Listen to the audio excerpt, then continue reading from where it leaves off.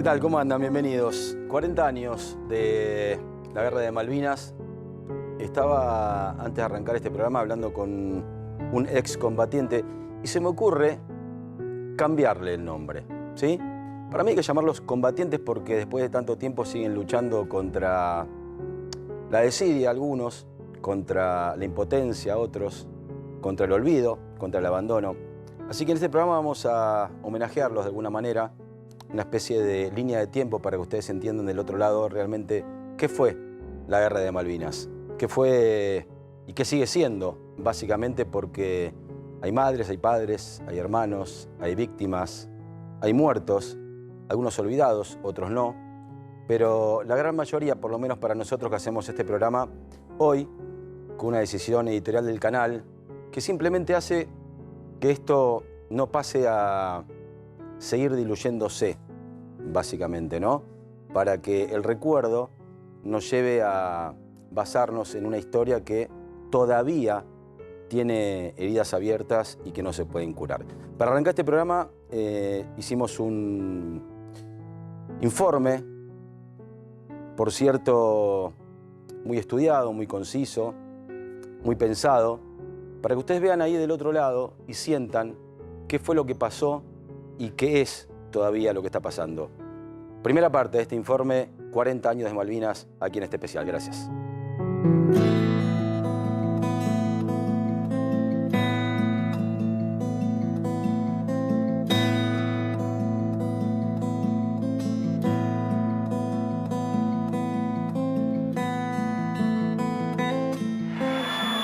Llama a la patria.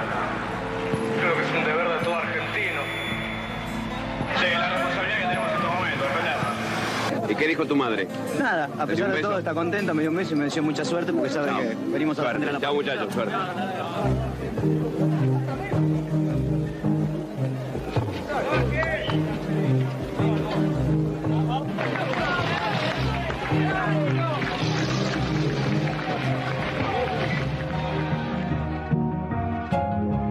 Se aproximaba el final de abril y sale Galtieri, que era el presidente, al balcón de la Plaza de Mayo y le dijo a los ingleses, a la flota, si quieren venir, que vengan, que le daremos batalla. Y el pueblo... ¿Quién le iba a dar batalla? Nosotros. El ánimo que nosotros tenemos acá es muy elevado, o sea, pasamos, nos divertimos, jugamos, conversamos. ¿Están esperando los ingleses? Sí, ya estamos volviendo, no hay perla que la estamos esperando. Y no viene más. The government has now decided that a large task force will sail.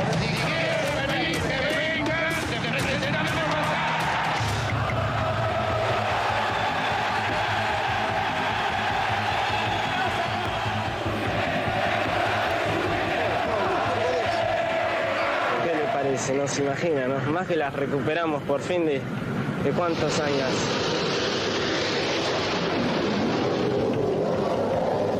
En una madrugada fría, el 2 de abril de 1982, las Fuerzas Armadas Argentinas desembarcaron en las Islas Malvinas para llevar adelante una guerra que duró 74 días y en la que murieron 649 argentinos.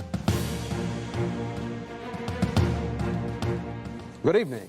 This is the CBS Evening News. Dan Rather reporting. The confrontation between Britain and Argentina over the Falkland Islands is escalating quickly. Here is how and why. Argentina is beefing up the invasion force that last Friday captured the islands. A 40-ship British armada, primed for possible war, set sail for the Falklands. And the British Foreign Secretary, Lord Carrington, resigned. Por fin se encienden los motores del avión. Comienza a deslizarse por la pista y toma vuelo. Nuestro destino, Islas Malvinas. Un viejo sueño se cumple en su vida. Bueno, creo que es el sueño de varias generaciones de argentinos, no es el mío solamente.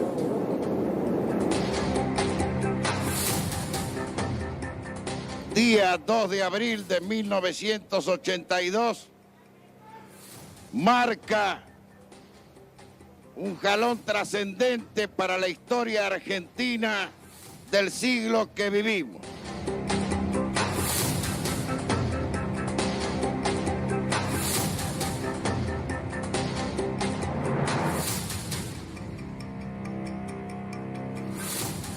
Pero la celeste y blanca de las Islas Malvinas no va a ser arriada por ningún argentino. Si es arriada es porque evidentemente no queda ningún argentino con vida en las islas.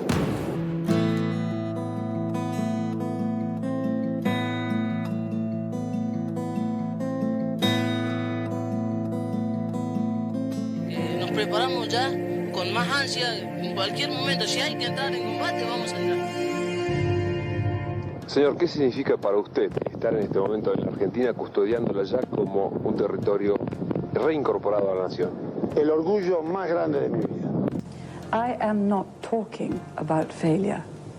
I am talking about my supreme confidence in the British fleet, superlative ships, excellent equipment, the most highly trained professional group of men. Fighting through. Just keep on going. There's no stop, no turning back. It's just straight through. No one been taught to turn back. Everything's just straight through. Just keep on fighting. No use jetting halfway through. We've got to take Stanley. No stopping us now, I don't reckon. Well, it started off as British soil.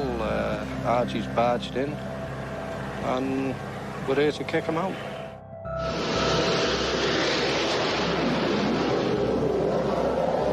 El 1 de mayo empiezan los bombardeos a las Malvinas.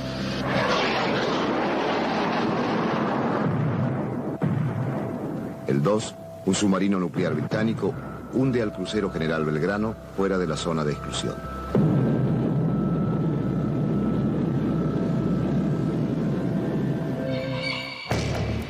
Hola, mamá. Espero que estés bien.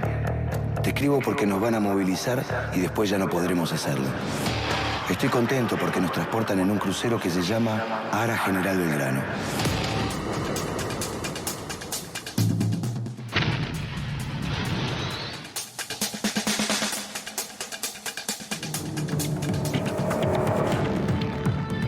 Y a las 17 horas del día 2 de mayo, el crucero Ara General Belgrano fue atacado y hundido por un submarino británico. La dotación del buque es de 1.042 hombres. Was outside the exclusion zone and actually sailing away from the Falklands. Why did you give the orders to sink it? But it was not sailing away from the Falklands. It was in an area which was a danger to our ships.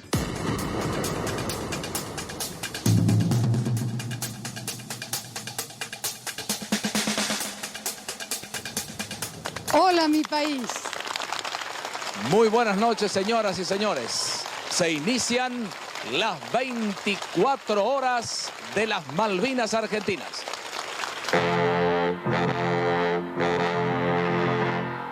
Vamos, argentinos, vamos a vencer.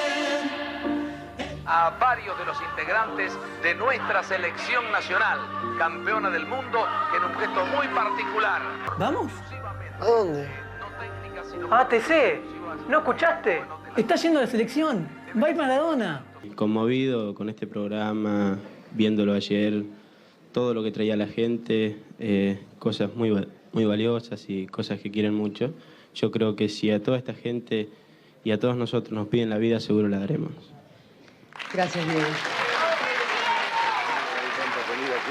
Tenemos de todo, las donaciones son increíbles, la cantidad de cosas que llegan diariamente, si no dan abasto los vehículos. Aparte de eso, cómo nos levantan la moral los chicos de las escuelas con las cartas que nos mandan.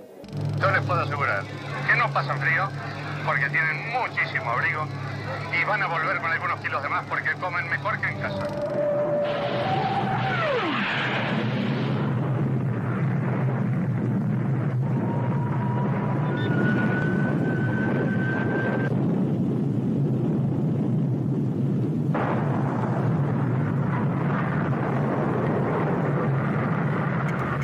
Nos habían mandado al frente de batalla, a mí junto a otros hombres. pero desarmados. Quedaba un cargador por la mitad y un mortero que lanzamos, pero nunca explotó.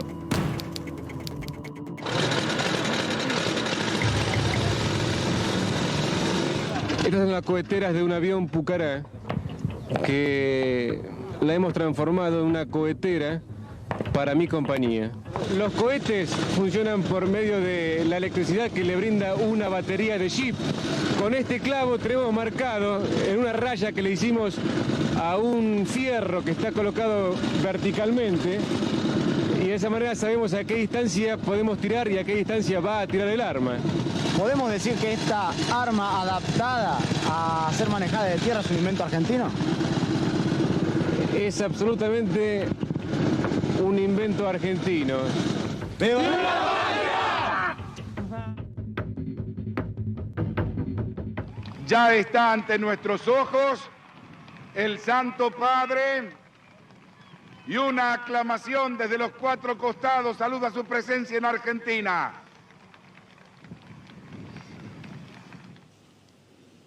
En esta perspectiva se coloca mi actual viaje a Argentina, que tiene un carácter excepcional, totalmente distinto de una normal visita apostólico-pastoral que queda para otra ocasión oportuna.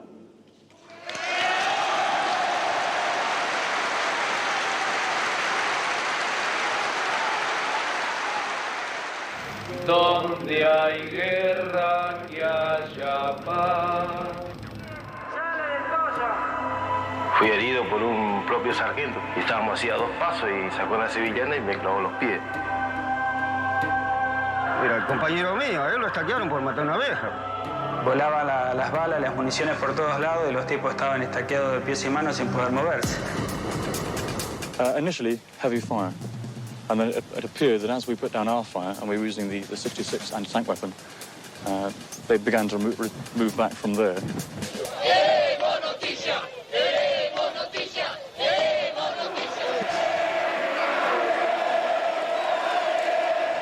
Entonces, todo ese exitismo que hubo en el 2 de abril y todo, mientras se llevábamos y todas las banderas, y todo eran patria, viva la patria, y todos cantaban el himno, y todos hacían las 1001, cuando el 14 de junio Menéndez allá en Malvinas se rinde, porque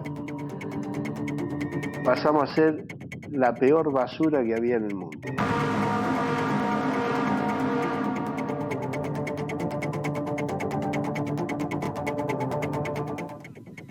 El combate de Puerto Argentino ha finalizado. Nuestros soldados lucharon con esfuerzo supremo por la dignidad de la nación. Ese globo que se fue inflando, un día reventó. ¡Galtieri, borracho! ¡Mataste a los muchachos! ¡Galtieri,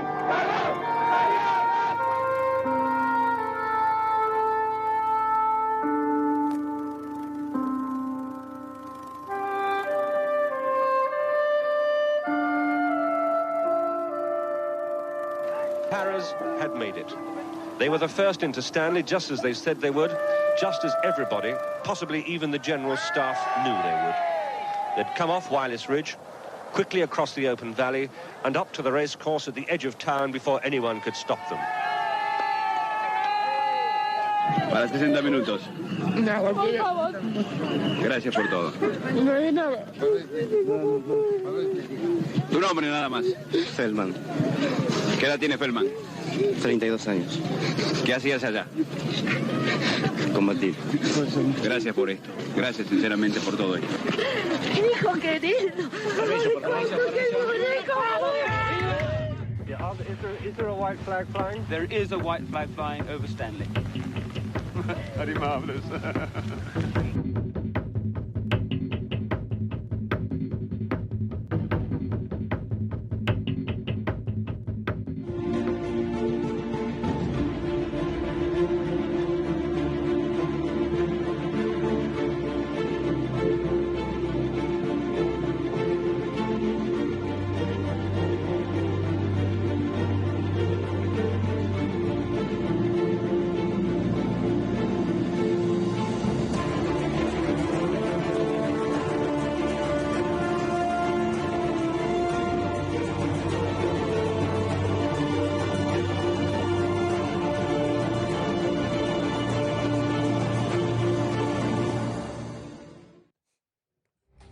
Impresionante el informe, agradecemos a la gente del canal, a los guionistas, editores, Marcelo Giardinovas y Eduardo Mundo, los artífices de este gran informe que está absolutamente contado, un gran resumen. Me voy a quedar con esto, ¿no? Recién lo hablaba, ahora voy a ir con Marcelo.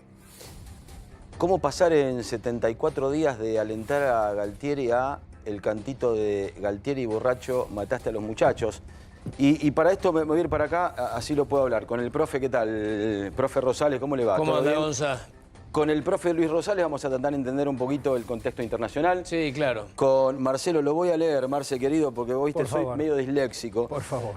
La Pajovker. Sí, bastante bien. ¿Sí? Bien, Gonzalito. ¿Bien leído o mal pronunciado?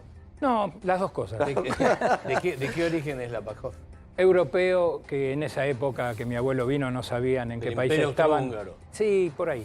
Pero hoy y siempre, ¿no? Más argentino que nunca, claro, después de lo que ha pasado. No sé si estás de acuerdo, ¿no? Con esta cuestión. Para mí son, mejor dicho, combatientes de Malvinas. No los llamo excombatientes por esta cuestión, ¿no? Siguen luchando con un montón de cosas, lamentablemente, en este país que siguen abiertas, heridas que siguen abiertas y no se han podido sanar. Por eso, humildemente, quiero llamarte todavía combatiente de Malvinas. Y Marcelo Larraqui, ¿cómo va, Marce? Colega, amigo, que ha escrito un libro.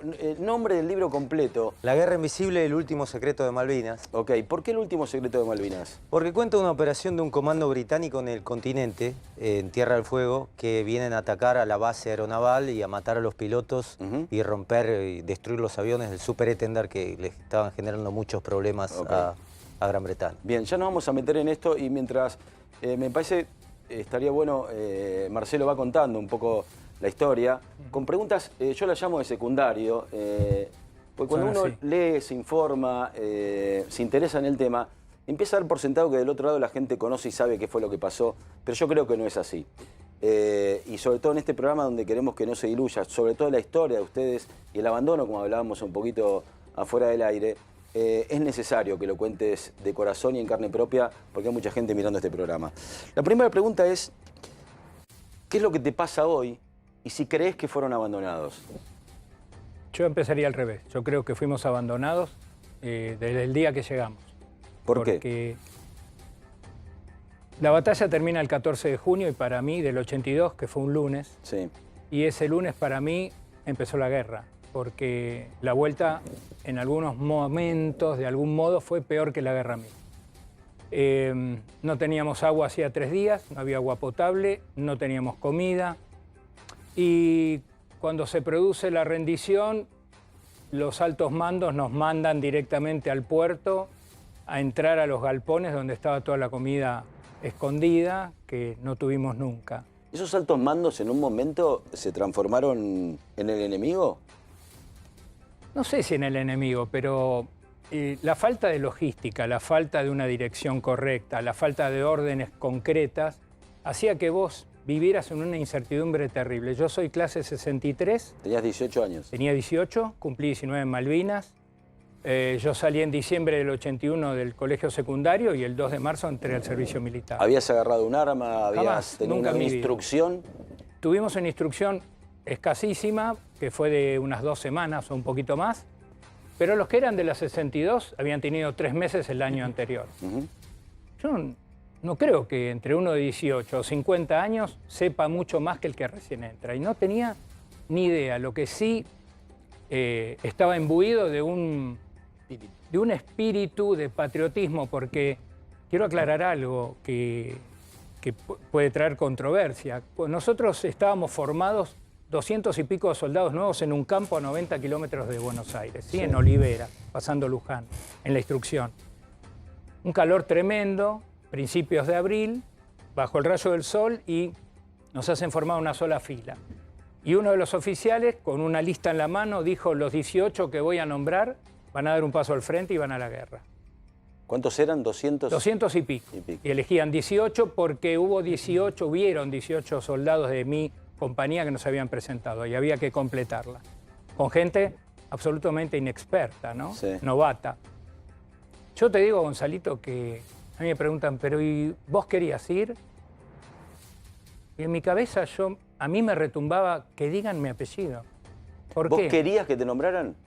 Sí. No era, a ver, yo me acuerdo cuando nos tocaba el sorteo del servicio militar, nadie quería que te tocara. Vos fijate cómo se te parte la cabeza en ese momento y cómo en tan poco tiempo uno se inunda, como decía el profe, de ese espíritu que no sabes de dónde sale.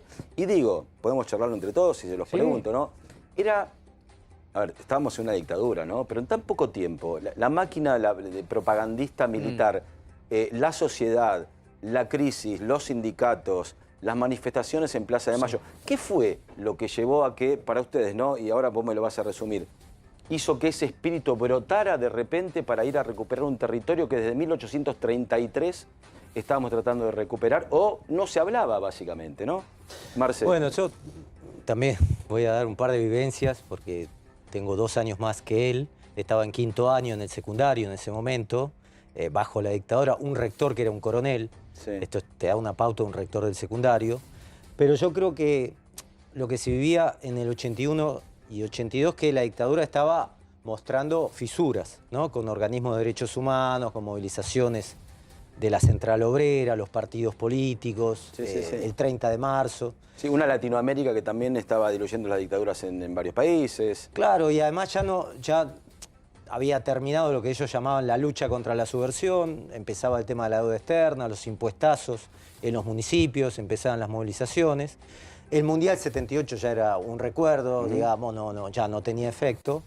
Y lo que busca la dictadura, lo que busca Galtieri, es como buscar una cohesión nacional, que es una especie de extorsión moral, porque está jugando con un sentimiento muy sentido para los argentinos, que son las Malvinas, ¿no? Entonces, yo creo que es como una especie de catarsis, decir, bueno, acá dieron en el clavo, como diciendo... Pero claro, en ese momento, el 2 de abril... Pero perdóname, ahí voy, pues yo era muy chico, y lo pregunto de ignorante total y absoluto desde la vivencia, no de lo leído. En ese momento se hablaba de Malvinas.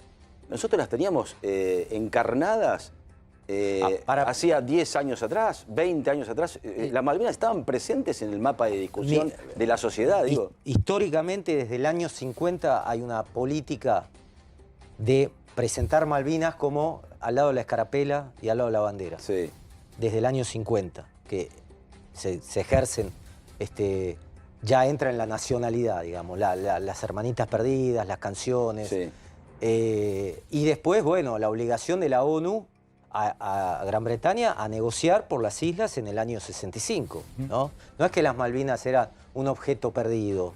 Las Malvinas llamaban al corazón de la gente, como todavía lo siguen llamando. Lo que yo quería decir que en ese momento no había una idea de que ni siquiera Galtieri pensaba que iba a haber una guerra. Era como una especie de resarcimiento histórico de recuperar las islas, ¿no? Ok, dale Marce, vamos quería con vos. Contextualizar un poco. En los 70 hubieron maestras que enseñaban español a los chicos en las islas, e YPF proveía de combustible. De hecho, cuando yo llego, frente a nosotros, en la bahía cerrada de Puerto Argentino, están los tanques de combustible. YPF. ¿Qué dicen YPF? YPF, totalmente. Hay una... A ver, Galtieri no fue original en esto, porque en muchas partes del mundo, en circunstancias similares, sobre todo gobiernos dictatoriales, eligen un enemigo común, un adversario común externo, para galvanizar el frente interno. No hace falta tampoco que sean dictadores. Sí. En los Estados Unidos funciona mucho, cuando estás perdiendo la elección, una guerra no te viene mal. Siempre es el análisis que hacen los estrategas políticos norteamericanos. Bueno, de hecho hay un solo presidente, creo que es Trump, que no tuvo ninguna guerra. El resto de los presidentes norteamericanos sí la han tenido. A los pueblos les gusta seguir al comandante en jefe. Eso es, frente a un agresor externo no hay duda de eso. Entonces, tal cual lo señalaban acá, el gobierno militar estaba en caída. Sí. El 30 de marzo, yo soy mendocino, me acuerdo de Benedicto Ortiz, que fue un reprimido, que murió allí en las calles de Mendoza, fue el primero en manifestaciones, y había todo gobierno muy duro, muy controlado. En cuanto se empiezan a filtrar algún tipo de manifestaciones, y eso es muy complejo para los autoritarismos.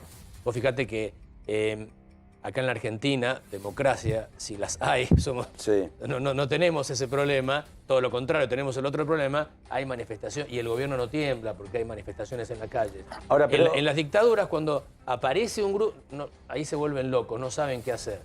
Y esto aceleró, y lo de Malvinas era, cuando vos pensás, ¿qué puede galvanizar a los argentinos? El frente interno, algo común. Es o ganar el Mundial o las Malvinas. Claro. No hay mucho más. La guerra con Chile había sido, que era otro tema que también galvanizó. Sí, 78, sí. En el 78, pero el Papa, que lo vimos acá, Juan Pablo II, intervino, medió, y esa guerra se disipó en el aire. Ahora, quedaba el tema Malvinas. El tema es que todo esto sucede dentro de una dictadura militar, ¿sí? Esa lucha interna para que desaparezca la dictadura, ese pedido de democracia que se venía, que se hacía sentir en toda Latinoamérica, llevó un poco tiempo, como decís vos, Luis, a que se amalgamara de alguna u otra manera ese sentimiento nacionalista con un objetivo que era recuperar las Islas Malvinas contra los ingleses, ¿no? El que no salta es un inglés, lo veíamos en la plaza, ¿no? Y ahí se empieza a mezclar, bueno, Marce, vos lo sabés mejor que nadie, ¿no? El fútbol, el deporte siempre mezclado, ¿no? Para esta cuestión, había arrancado en el año 1978, pero lo veíamos a Maradona, a la selección argentina en ATC, en esas 24 horas para juntar mercadería, dinero, con Pinky y Fontana, las joyas de la abuela, con Pinky y Fontana. Ahora te voy a preguntar cuánto llegó justamente de todo eso. Algunos dicen que el 10%, el 20%, el 30%.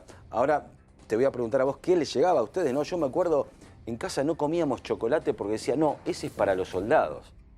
Fíjate la locura, ¿no? A la que nosotros llegamos en cada una de las casas con la desinformación que teníamos. Yo estaba en 4º grado, y yo te lo contaba a vos, tenía un cartelito que decía Islas Malvinas en el salón, y cada vez que pasamos, que entrábamos al salón después del recreo, nos decían, toquen el cartelito porque hay un soldado menos que se muere. Y nosotros cada vez que salíamos al recreo, volvíamos del patio, tocábamos ese cartelito sin entender nada. No teníamos imagen, no había celular, no llegaban, bueno, la censura militar con la propaganda era tremenda. Los comunicados del Estado Mayor Conjunto, número.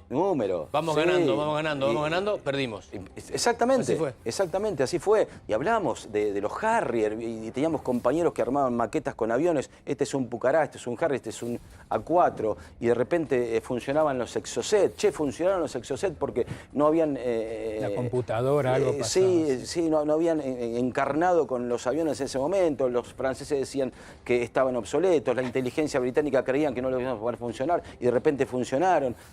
Algo de película que te la iban contando, yo se los cuento para que ustedes entiendan que son un poquito más grandes, no mucho más que yo, qué era lo que nos llegaba a nosotros y qué era lo que estaban viviendo ustedes. Dicho todo esto, ¿qué pasaba en el mundo? Bueno, el contexto... Contáselo a mi hija que está ahí del otro lado. ¿Sabes por qué? Porque hoy yo venía, y te lo decía a vos, para el canal, me dice, papá, ¿dónde vas? Voy a hacer un especial sobre la guerra. Yo ya me había chipeado con la guerra de Malvinas. Ya estaba desencarnado de Ucrania y Rusia, ¿no? Y ella te preguntó, ella te habló de Ucrania. Me habló de Ucrania, y estamos hablando de un 2 de abril de 40 años. Digo, tampoco en los colegios, en las universidades, en las casas, ¿no? O en la tele, en algunos canales, no se encarna esto como se debería encarnar. Por eso quiero que le cuentes qué pasaba en el mundo para poder entender un poquito más. El contexto era muy distinto al actual. Era un contexto, ahora incipientemente empieza a haber alguna competencia a la hegemonía norteamericana. En aquel momento había una flor de competencia a la hegemonía norteamericana, que era, o de Occidente si vos querés, que era la Unión Soviética. Ya estaba en el proceso de decadencia la Unión Soviética, pero todavía seguía siendo un actor enorme de peso. Era probable que podía terminar imponiéndose a nivel mundial la Unión Soviética. Existía esa posibilidad, o que podía haber una guerra nuclear. Acordate, estaban en eso. Y los soviéticos estaban, y los norteamericanos por otro lado, expandiéndose, controlando. Había guerra. Esto es Cuba, Turquía, los misiles. Guerras en África, en Centroamérica, acordate, sandinistas y contras. Ese era el contexto. En ese contexto, la Argentina, sobre todo con un gobierno militar de derecha, estaba claramente alineado, tenía que estar claramente alineado con el occidente antisoviético. Entonces, que un general afiebrado, casi sin consultar a nadie, de un país intermedio, importante pero intermedio, no tan central. Saque los pies del plato así fue un acontecimiento mundial. Claro. En medio de ese esquema, que un general argentino diga, me enfrento al Reino Unido, ergo a la OTAN, ergo a Estados Unidos. Sí, yo creo que acá pondría como historiador, digamos, un matiz, ¿no? ¿Cómo hacen? Dicen siempre los historiadores. A ver. Yo creo que Galtieri hizo 2 viajes a Estados Unidos. Sí, claro. 2 viajes previos. Fue recibido por el comandante en jefe de las Fuerzas Armadas, fue condecorado, habló con Bernard Walter, habló con Bush, vicepresidente de Estados Unidos. Yo creo que ahí hay un sondeo, vos lo mencionabas recién, Galtieri daba agentes de inteligencia a la contra sandinista. Lo que Galtieri no calculaba, no es que él pensaba que se iba a enfrentar contra Estados Unidos y la OTAN, él pensaba que estaba haciendo una toma de unas islas, de una rémora colonial. Sí. No sé si fue inducido, si se lo creyó, si se lo hicieron creer, pero él vino con la idea de tener una agenda de gobierno para destituir a Viola, que era el gobierno de facto en ese momento, Sí. asociado a la mente afiebrada también del almirante Anaya, que era el jefe de la Armada, había sucedido a Macera, que él tenía el plan de Malvinas en la cabeza. Entonces ahí hubo una ¿No era alianza. solo Galtieri? No, Galtieri no tenía el plan de Malvinas. El ejército no tenía un plan para tomar las Malvinas. El plan siempre, desde los años 60, fue de la Armada. Ahora, Anaya guardó la flota después, era el más pro Malvinas y escondió los El 2 barcos. de mayo. Después del Belgrano. Igual entendible en el sentido que Gran Bretaña le dijo, ustedes por el mar no pueden andar, Claro. porque ya saben lo que... Había un submarino que persiguió el Belgrano 36 horas y el Belgrano no se dio cuenta. Claro. Es decir, que si el portaaviones Nos 95 iban a de hundir mayo, todos los barcos. iban a hundir todos los barcos y Bueno, también está esa mezquindad. Ahora, Gonza, Galtieri puede haber estado confundido, pero puede haber estado confundido porque creía que, y Anaya tal vez, porque creía que con la colaboración que ellos hacían con los contras, no iba a haber respuesta. tenían el favor de Estados Unidos. Sí. Pero subestimaron, primero, la alianza estratégica profundísima entre Estados Unidos y el Reino Unido. Sí. Eso es indisoluble. Sí, eso viene de los Richmond y los Rockefeller. Pero además, 2 guerras mundiales. Sí, pero más allá de las guerras, digo, ¿no? El poder económico de un lado y del otro. Gonza, 500.000 muertos en una guerra, no sé cuántos en la primera, norteamericanos, para que Londres sea liberado del yugo alemán o no cayera en el yugo alemán. Es muy fuerte, por un lado. Y por otro lado, una subestimación absoluta de la señora Thatcher. Se creía, como estaba en problemas internos, tenía huelgas. La señora Thatcher, conservadora, muy pro libre mercado, estaba tratando de poner en práctica la reconversión de Inglaterra, que venía con muchos problemas económicos con los laboristas. Bien, bueno, le viene al pelo esta Sí. guerra. Haceme un punto ahí, porque ya nos vamos a meter con Thatcher exclusivamente, porque yo sé que estuviste. Una vez estuve con Thatcher, sí. Con Thatcher, y quiero que me cuentes un poquito ese diálogo que ya me han anticipado. Mientras tanto, yo lo veo a Marce y dice, mientras nosotros analizamos la guerra estratégicamente de un lado y del otro, nosotros estábamos en la isla sufriendo total y absolutamente desamparados de estrategia, ¿sí? Total y absolutamente desamparados porque no sabíamos, me lo contabas, pasaba un avión por arriba. ¿Sabías si era argentino o si era inglés? No, nunca lo supe. Nunca entendí cómo era. La guerra, todos dicen que empezó el 1 de mayo a las 4:40 de la mañana. Sí.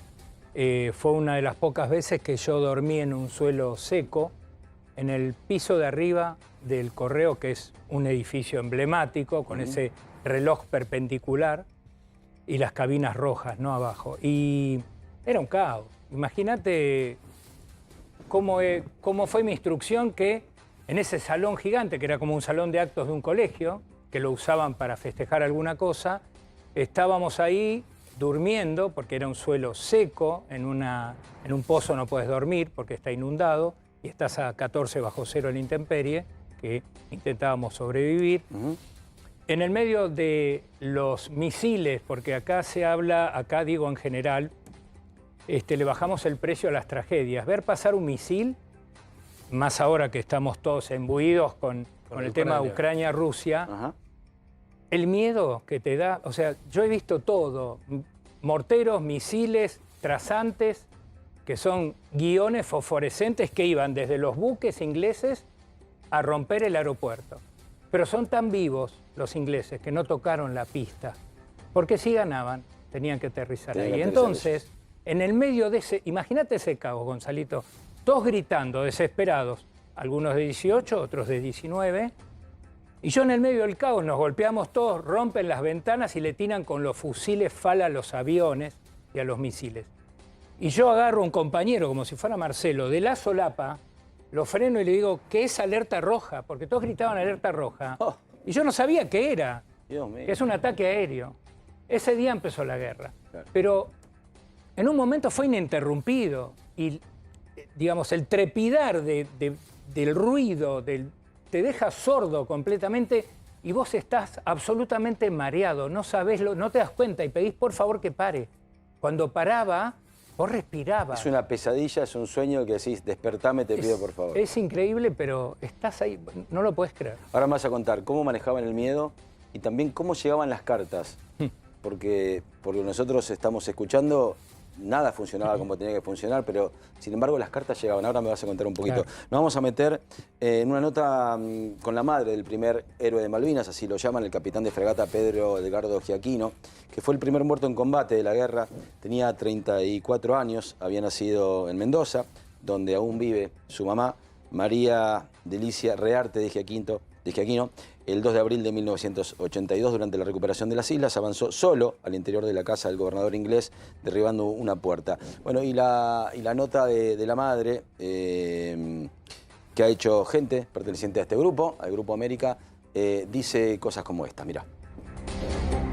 Soy María Delicia Rearte de Giaquino, porteña de nacimiento, mendocina por adopción. Hemos tenido 6 hijos, de los cuales 2 han muerto. Una chiquita, la tercera, en el año 47, y bueno, la suerte de Pedro en Malvinas. Él se recibe en el año 66. En esa época, cuando Pedro se recibió, estaba de presidenta Isabel Martínez. Así que ella fue la que le entregó el sable a fines del año 66. Esa mañana del 28 de marzo ha empezado a escribir una carta para el padre, para mi marido. Querido viejo, cuenta las cosas del momento de la familia. Y al final dice, viejo, te cuento que las cosas se están poniendo medio feas. Y se ve que lo vienen a buscar y esa carta, sin terminar, la guardó en el cajón del escritorio.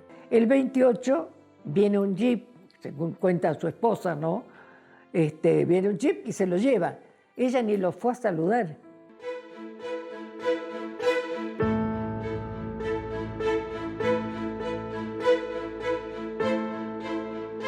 El 2 de abril, mi marido ponía la radio temprano, a las 6 de la mañana, así. Y puso la radio y dijeron que se habían recuperado Malvinas. Más tarde dijeron que había habido una batalla y había muerto un alto oficial y había 2 oficiales heridos, había 2 heridos.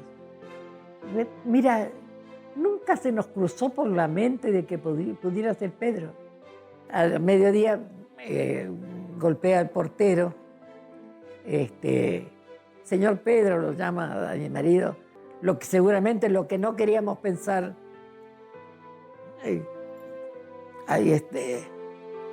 en ese momento bajaba la esposa de Carlos, el portero, bajaba y le digo, lo mataron a mi hijo, ¿no? Y me dice, sí, señora Delicia. Y cuando llegamos, estaban formados con sus esposas, todos, ahí estaba mi hija con su marido ya, y hasta la capilla ardiente de ahí de Estela Maris. Yo recién ahí me parece que tengo la idea de que voy a entrar a esa sala, a la sala mortuoria, y Pedro, mi marido, me dice, bueno, fuerza, que ya no es nuestro. Y ya no era nuestro. ya no era nuestro. Me parece que tengo, porque tal vez mi hijo también lo hubiera deseado, que tengo el deber de entregar a todas lo que significa un hijo en la guerra, tanto que haya quedado allá o que haya vuelto. Nunca se volvió de Malvinas. Nadie vuelve de Malvinas. Nadie vuelve de Malvinas.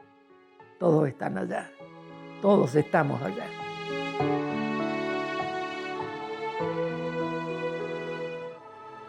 Hay frases que a veces uno no lee, pero escucha, ¿no? Y la verdad que conmueven. Todavía estamos allá. Ya voy a seguir con el panel, con Marce, con el profesor, con el otro Marce.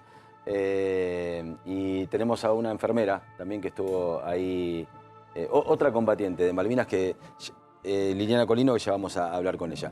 Mientras tanto, con Jorge Forís, ¿qué tal? Ex canciller, le puedo decir, ¿sí? Ex canciller, embajador, en todo caso. Pero a ver, lo importante es que lo que acabamos de mirar es extraordinariamente conmovedor. La entereza de la madre de Giacchino, que nos cuente además no solo lo que hizo su hijo, sino cómo se entera ella de la noticia de su muerte.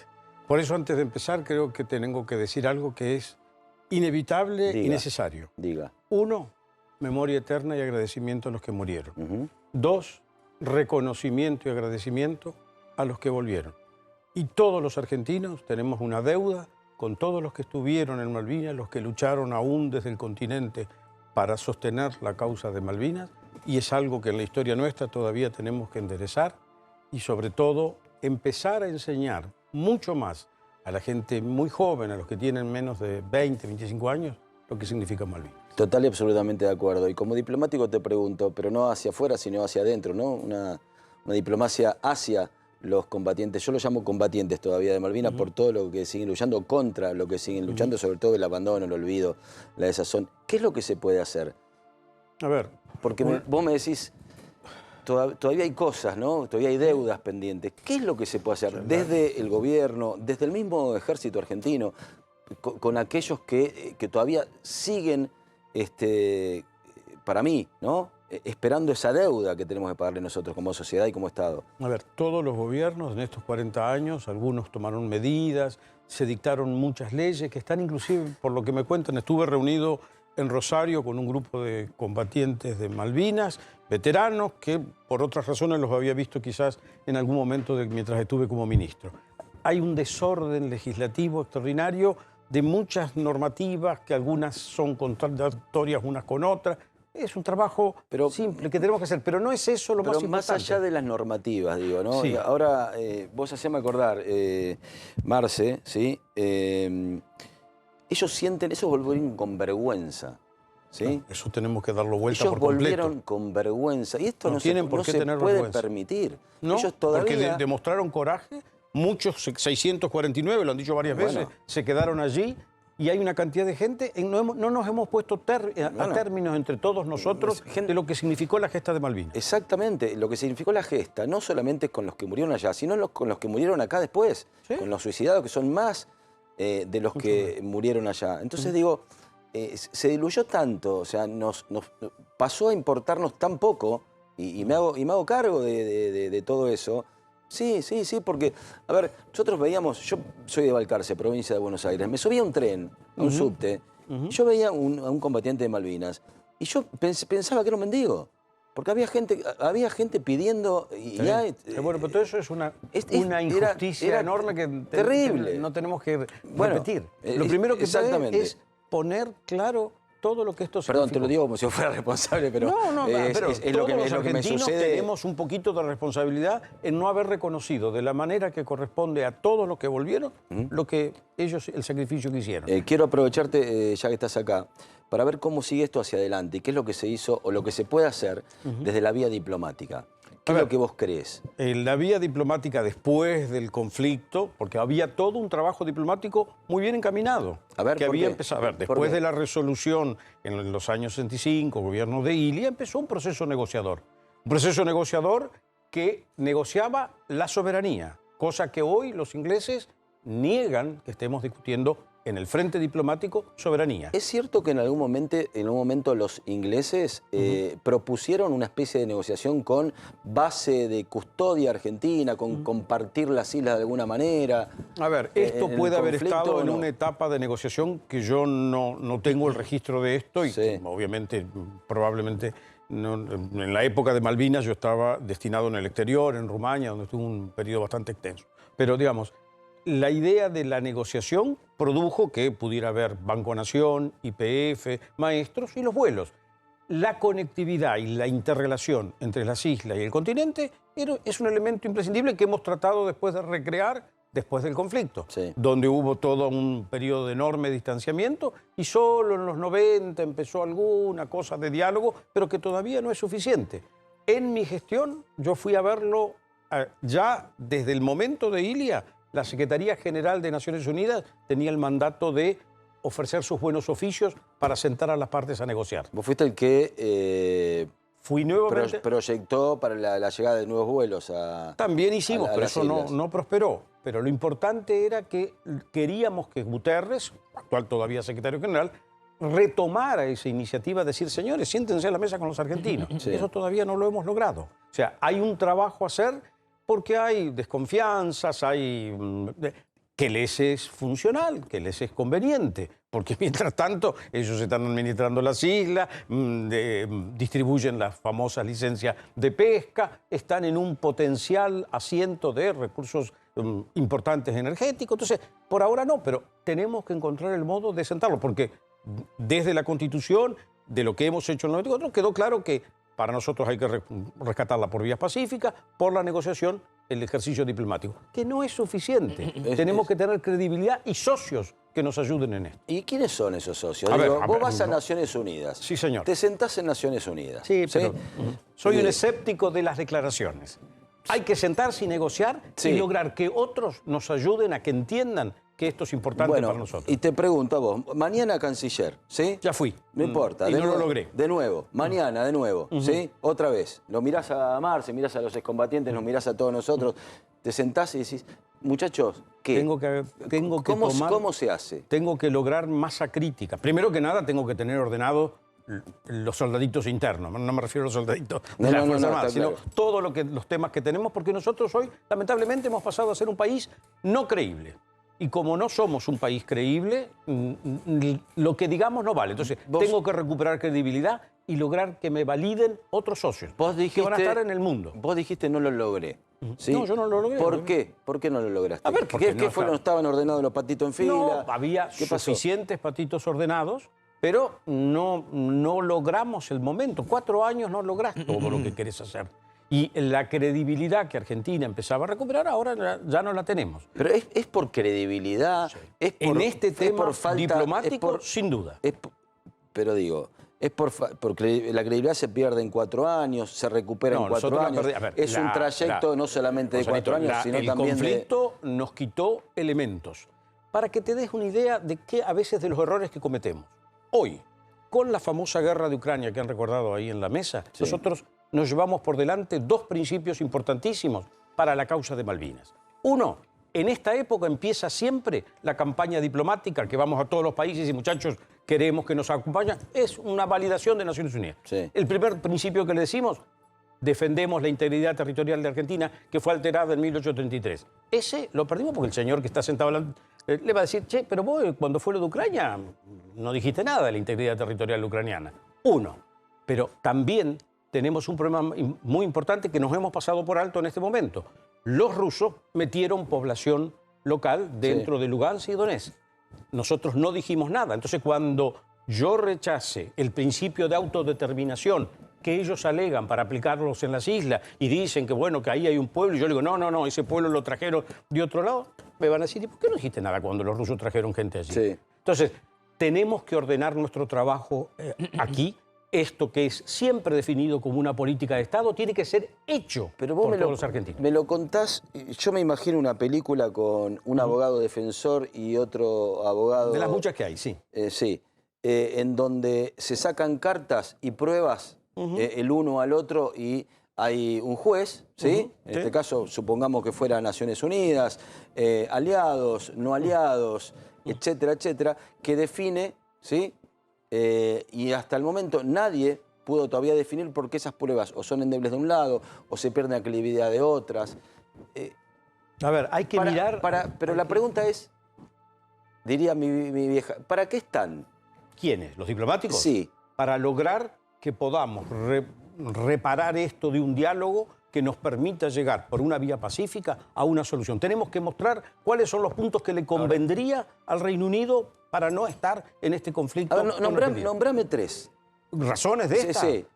Que podrían interesarles. 3 puntos, a ver, convénceme. ¿Cómo podemos? A ver, tener primero que nada un ordenamiento económico que haga que los que hoy viven en Malvinas, que no son habitantes de Malvinas, pero son los, gente pero que... los que viven en Malvinas viven mejor, los que viven en Malvinas viven mejor que los que vivimos acá. Voy a son tener millonarios. que... Bueno, tengo que Sí, hay algunos que son millonarios, pero dueños de no pesqueras. tienen que sentir que 1.400 kilómetros. Que vivir en Argentina sea malo. Hoy, por muchas cosas que vivimos nosotros acá, pueden decir, no, yo no quiero vivir en ese país. Punto 1. Tengo que mostrar qué proyectos tendríamos para desarrollar posibles, sobre todo los que tienen que ver con la explotación de recursos, con legitimidad y de manera que nos beneficiemos todos. Esto no lo hemos logrado todavía. Vos decís un apoyo continental hacia las islas no solo continental, de una cantidad de otros. Vos decís de nosotros, sin duda. De nosotros, sin duda. Volver a recrear confianza como para que... A ver, vivir en las islas no debe ser tan simpático. Las islas son bonitas, pero no para tanto. Yo te puedo asegurar que es mucho más simpático que en la villa que está, que arranca acá en Hudson y va hasta La Plata. Si el punto de referencia, Gonzalito, va a ser una villa, no. Los argentinos somos algo más que una villa. No te lo pongo tanto como villa. No, no somos. Tenemos un país desordenado. Vayamos a un pueblo olvidado. Está bien. Hay pueblos del interior que viven con razonabilidad. Pero vuelvo a decirte, casi peor. El punto de comparación no es una villa. Es lo que los argentinos tenemos que ponernos a hacer con nuestro propio país para que todos vivamos mejor. Y eso, que ellos lo vean, como para sentirse... Bueno, no va a ser tan malo si tengo que ir a Río Gallego, a Río Grande, a Comodoro Rivadavia, donde sea. Que sientan que ahí hay servicios que los van a recibir y que los que están ahí nos van a tratar con la razonabilidad, que no los van a mirar simplemente, te vamos a pegar. No, ya veremos cómo se hace eso. Pero tenemos que ordenarnos nosotros internamente y mucho. Y vuelvo a decir, en esto que él está acá, que es veterano, ellos tienen que tener... Es el principio del ordenamiento. Lo primero. En este tema, lo primero. Muchacho, yo te tengo que agradecer lo que estoy de acuerdo. Si nosotros no nos ponemos de acuerdo para que nuestros combatientes, nuestros héroes de Malvinas, todavía no se sientan reconocidos como corresponde, me parece que es un punto a tocar. Para cerrar, Luisito, ¿tienes algo para agregar? Dos pequeñas preguntas. Primero, una coincidencia con Jorge Forí. Tenemos que ser un país importante, potente, atractivo para que los isleños... En las Malvinas viven 6.000 personas, 3.000 isleños y 3.000 soldados o militares británicos. Sí, son un poco más los soldados que los... Sí, 4.000 y 3.000, pone 7.000 personas. Son 2 manzanas de la Ciudad de Buenos Aires. 2 manzanas de la Ciudad de Buenos Aires. Es muy poca gente. En algún momento se pensó hasta indemnizarlos para que se queden tranquilos. Si sacás la cuenta es mucho menos costoso que una guerra, un montón de cosas. Para tener una idea, son 21 desocupados hoy. ¿Sí? Para que tomemos dimensión. No, 21%. Es terrible para la comparación nuestra. 21 desocupados. Bueno, ok. Y además la renta per cápita es altísima, de las más altas del mundo. Compran autos, lo que quieren, siempre manejando por el otro lado. ¿Qué le pasó a la diplomacia argentina en aquel momento? Jorge, vos fuiste canciller. Vos decís en el 82. Sí, los militares tomaron la decisión sin consultar a la diplomacia. Era un gobierno de facto. No sé cuánto escucharon de la opinión de la Cancillería. Había un encargado de negocios en Londres y un director de Europa Occidental, que son estructuras dentro de la Cancillería, que dijeron, señores, esto es lo que van a hacer, es una locura. Pero los militares no prestaban atención. Pero por favor, no es que no prestaran atención. Se la pasaron por encima. Fue por el piano. A ver, no escucharon a un servicio profesional de aquel momento. Pero eso pasa con un gobierno militar, con un gobierno autocrático, dictatorial, que hacen lo que quieran, y así lo hicieron. El canciller de ese momento era una figura que tenía un renombre. Costa Méndez. Pero no logró poner en orden nada. Entonces, adelante. Y eso se pagó carísimo. Y la otra pregunta es el Brexit, porque hay cierta fantasía de que el Reino Unido, fuera de Europa, vamos a conseguir más apoyo. No. A ver, el Reino Unido en este momento, primero que nada, una de las lecturas de la guerra de Ucrania es mostrar que Europa estuvo lenta, reaccionó a destiempo y no lee en el mapa que muestra que el Atlántico ya no es el mar central con el cual llegaron hasta acá, colonizaron, hicieron todo lo que querían hacer. Hoy Europa tiene que replantear. Los ingleses, reconozcámoslo, se fueron un poquito antes de esta película. Claro. Y se fueron para revivir su alianza atlántica, donde ellos dicen, yo soy socio tuyo para lo que necesita a los Estados Unidos. Lectura que erróneamente hicimos en el 82 cuando pensaron, no sé a quién se le ocurrió que Inglaterra no iba a estar, Estados Unidos iba a respaldar a Inglaterra. Y esto me da el pie, parece guionado este programa. No, porque no leí nada con vos hoy. No leímos nada, pero nos lleva, ¿sí? Nos lleva a presentar un tema justamente de qué es lo que pasaba en el 82. Adelante. Así que te pido que lo veamos y después lo compartimos, ¿les parece bien? ¿Cómo no? Dale, miremoslo, dale. Si quieren venir, que vengan, les presentaremos batalla.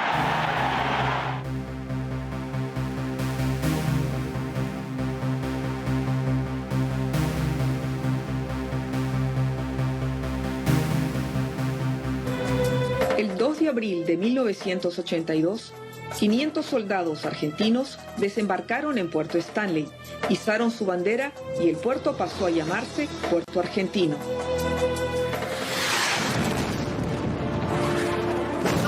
Islands belong to Britain, and I want them back. El comandante del Teatro Malvinas envió un mensaje.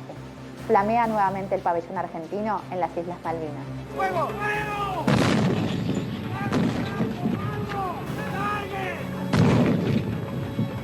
Los pueblos solidarios de América Latina y todos aquellos capaces de olvidar sus intereses ante el coraje y el sacrificio, también los guardarán en su memoria. El gobierno peruano reitera su pedido de tregua y considera que cualquier acto bélico en el Atlántico Sur constituiría un crimen de lesa humanidad.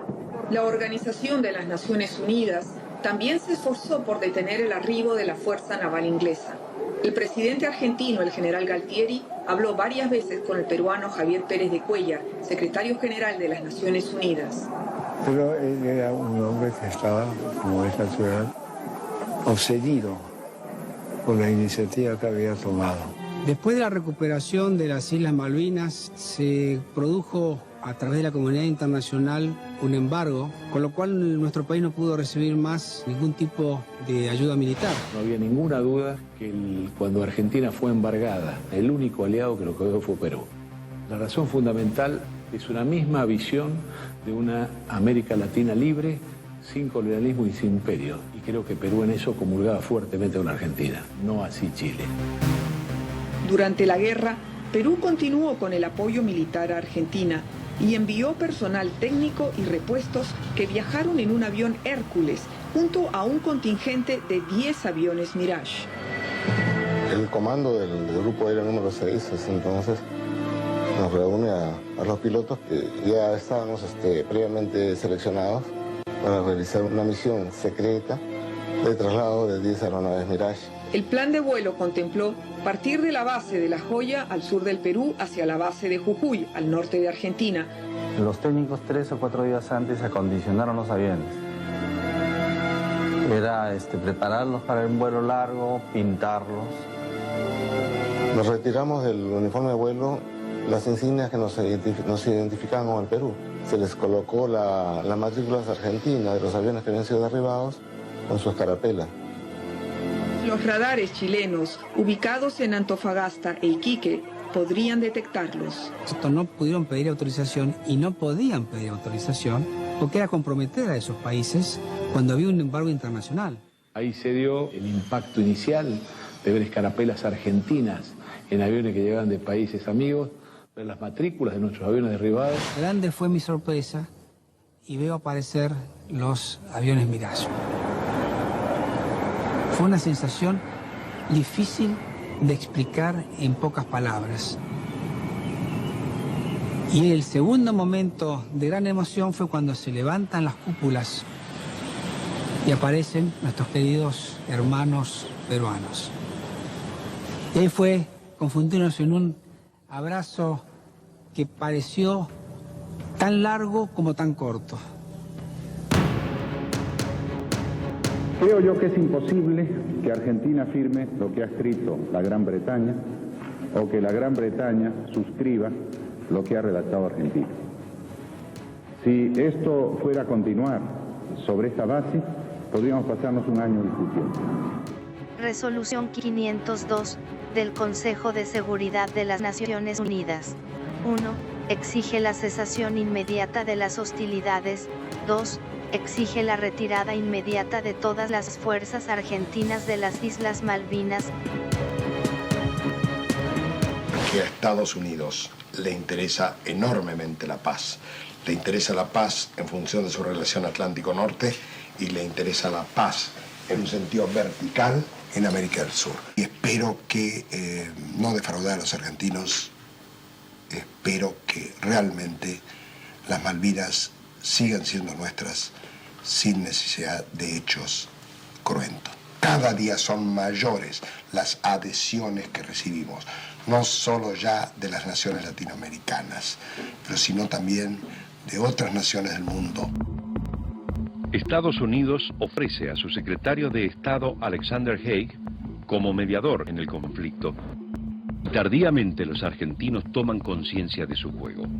Someterlos en forma gradual a la voluntad omnímoda de la otra parte. Enfrentaron con más coraje que armamento la abrumadora superioridad de una potencia apoyada por la tecnología militar de los Estados Unidos de Norteamérica, sorprendentemente enemigos de la Argentina y de su pueblo. My resolution, which clearly calls for us to state whose side we're on, which is the British side, will in fact, I believe, aid the negotiating process, not diminish the chances of negotiation. I think the Argentinians must be disabused of the notion, assuming they harbor it, that the United States is truly neutral in this matter. And so I have no sense that my resolution calling on the United States Congress to go on record in support of the British would be anything other than helpful.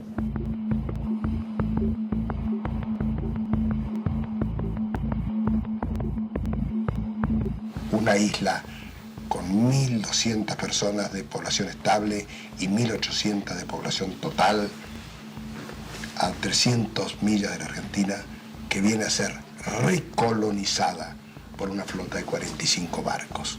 Es algo que realmente nos lleva al siglo pasado. El combate de Puerto Argentino ha finalizado.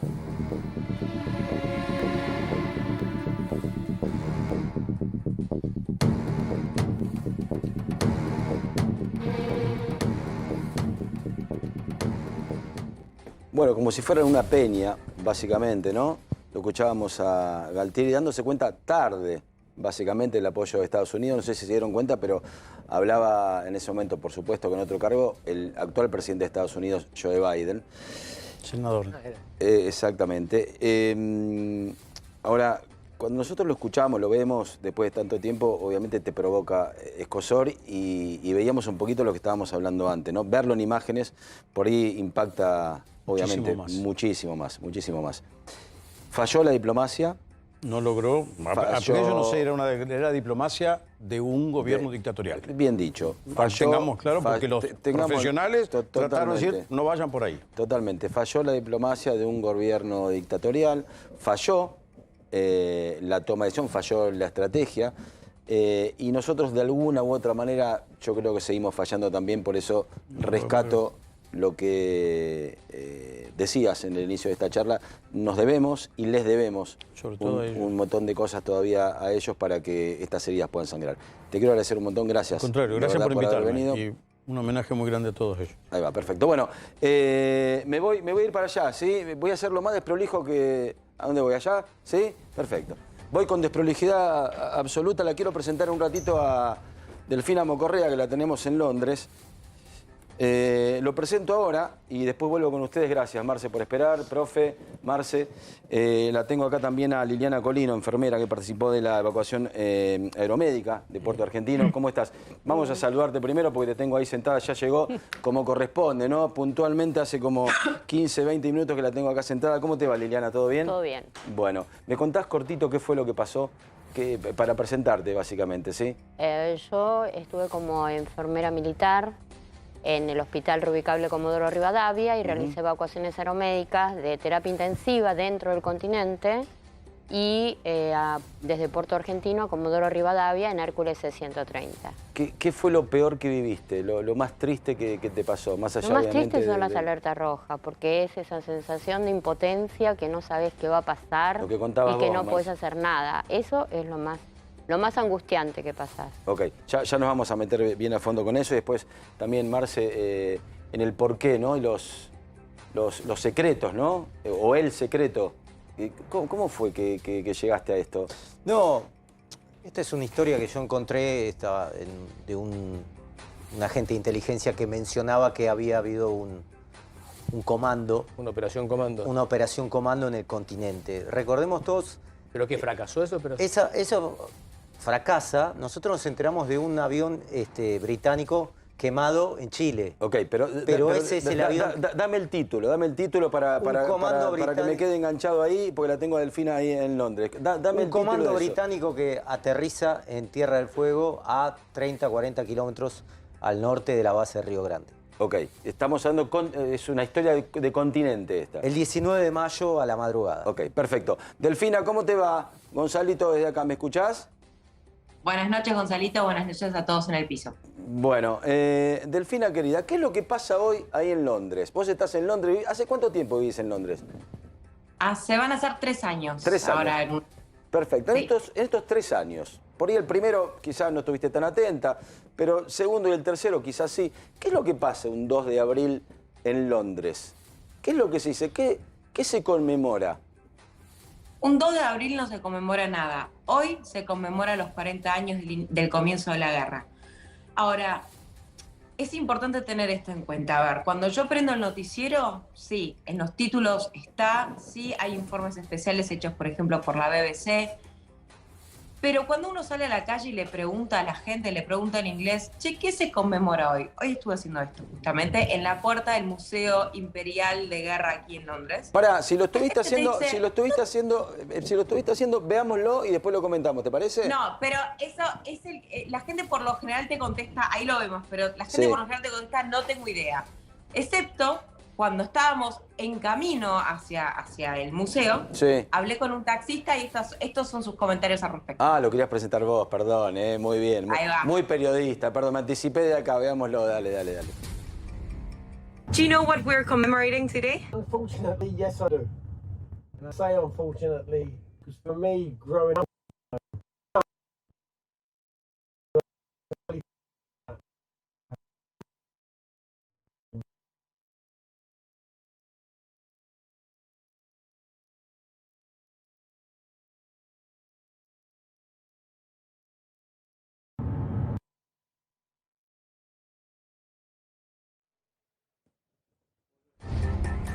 Bueno, ¿qué más? Sí, ahí lo veíamos, lo escuchábamos, ¿no? Pero ¿qué más? ¿Qué otra sensación te queda más allá de desinterés? ¿Qué es lo que me puedes contar vos de ahí? ¿Qué es lo que vivís? A ver, hoy se inauguró una muestra especial en el Museo Imperial de la Guerra en el cual se mostraron fotos y archivos, cosas que no se habían mostrado antes. Bien, perdóname, ¿ese libro que tenés ahí está en ese museo? Sí, Delfina, este libro que escribí yo en el 2007, 25 años después de la guerra. Mostralo ahí, mirá, mostralo a esa cámara, mirá. Esa cámara se ve ahí. Ahí está. Lo doné al Imperial War Museum de Londres en 2013, después de ir a un viaje de trabajo. Lo llevé con Laura, mi mujer. Me escapé de la convención que estaba haciendo y decidí no molestar a nadie, llevar un ejemplar, y pregunto dónde es la biblioteca, un museo realmente el más icónico del Reino Unido. Y resulta que voy a la biblioteca, me atiende el muchacho Michael, que la estaba atendiendo, y le digo, mirá, yo quiero donar este libro a esta biblioteca. Yo soy veterano, se emociona, me saluda, y le digo, mira, acá hay 100 cartas que yo recibí durante la guerra y algunos capítulos que escribí. Y me dice, déjeme que voy a hablar con la directora, a ver si me permite. La llama, la directora no estaba, y le dice, Michael, decile que lo deje, que lo aceptamos y que muchas gracias. Lo incorporaron. Lo incorporaron, y lo que yo dedico en el momento, un libro, si voy a regalarlo, y le puse en inglés que solo con la paz es posible. Es la misma frase que puse en 2015 en Malvinas, en un baúl al pie de una cruz del Monte Harriet. Ahora, mismo. Lo mismo. Gonzalito, con Delfina, ¿no?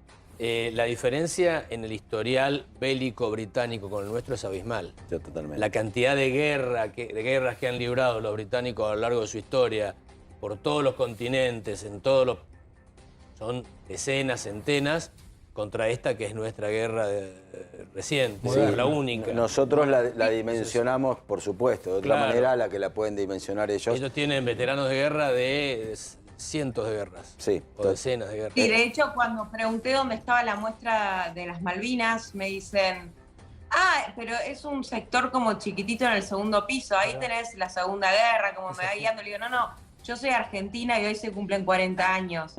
Y el señor me saludó y me dijo, bueno, bienvenida, qué sé yo, como me hizo como por respeto, ¿no? Nos saludamos como muy bien. Pero bueno, creo que lo que se siente acá, hay dos versiones, ¿no?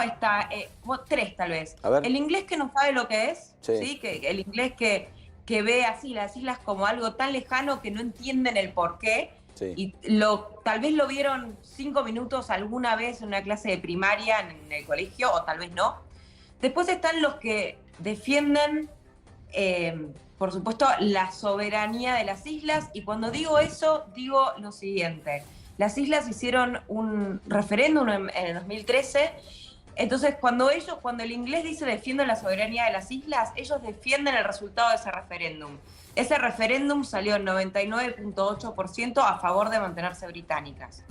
Y después están los ingleses que dicen, no entiendo por qué una isla que está tan lejos, que no nos pertenece, debería ser Argentina. Y eso nos lo dijo también el taxista. Hay una parte de ese video, tal vez los chicos desde producción la pueden mostrar, pero es muy fuerte escuchar a un inglés decirte, las islas fueron y son argentinas. Palabras textuales hoy de un inglés, Bill, el taxista. ¿Era joven? ¿Es un taxista joven? Es importante también marcar las edades, ¿no?, de cada una de las opiniones. No, él decía que, no sé qué edad tendría, pero durante la guerra él era apenas un adolescente. Esa fue su descripción. Claro. Yo, por ejemplo, no había ni nacido en la guerra, entonces puedo asumir que debe tener 20 años más que yo, más o menos. Sí. Por eso pregunto que las edades también son significantes, ¿no?, para poder armar una opinión y poder llevar adelante. Bueno, tenés ese tape ahí, escuchémoslo. Ahora lo presento yo, Delphi. Muchas gracias. But if you've grown up there and it's always been what you know, you want to tend to stick to what you are. So should we honor that wish?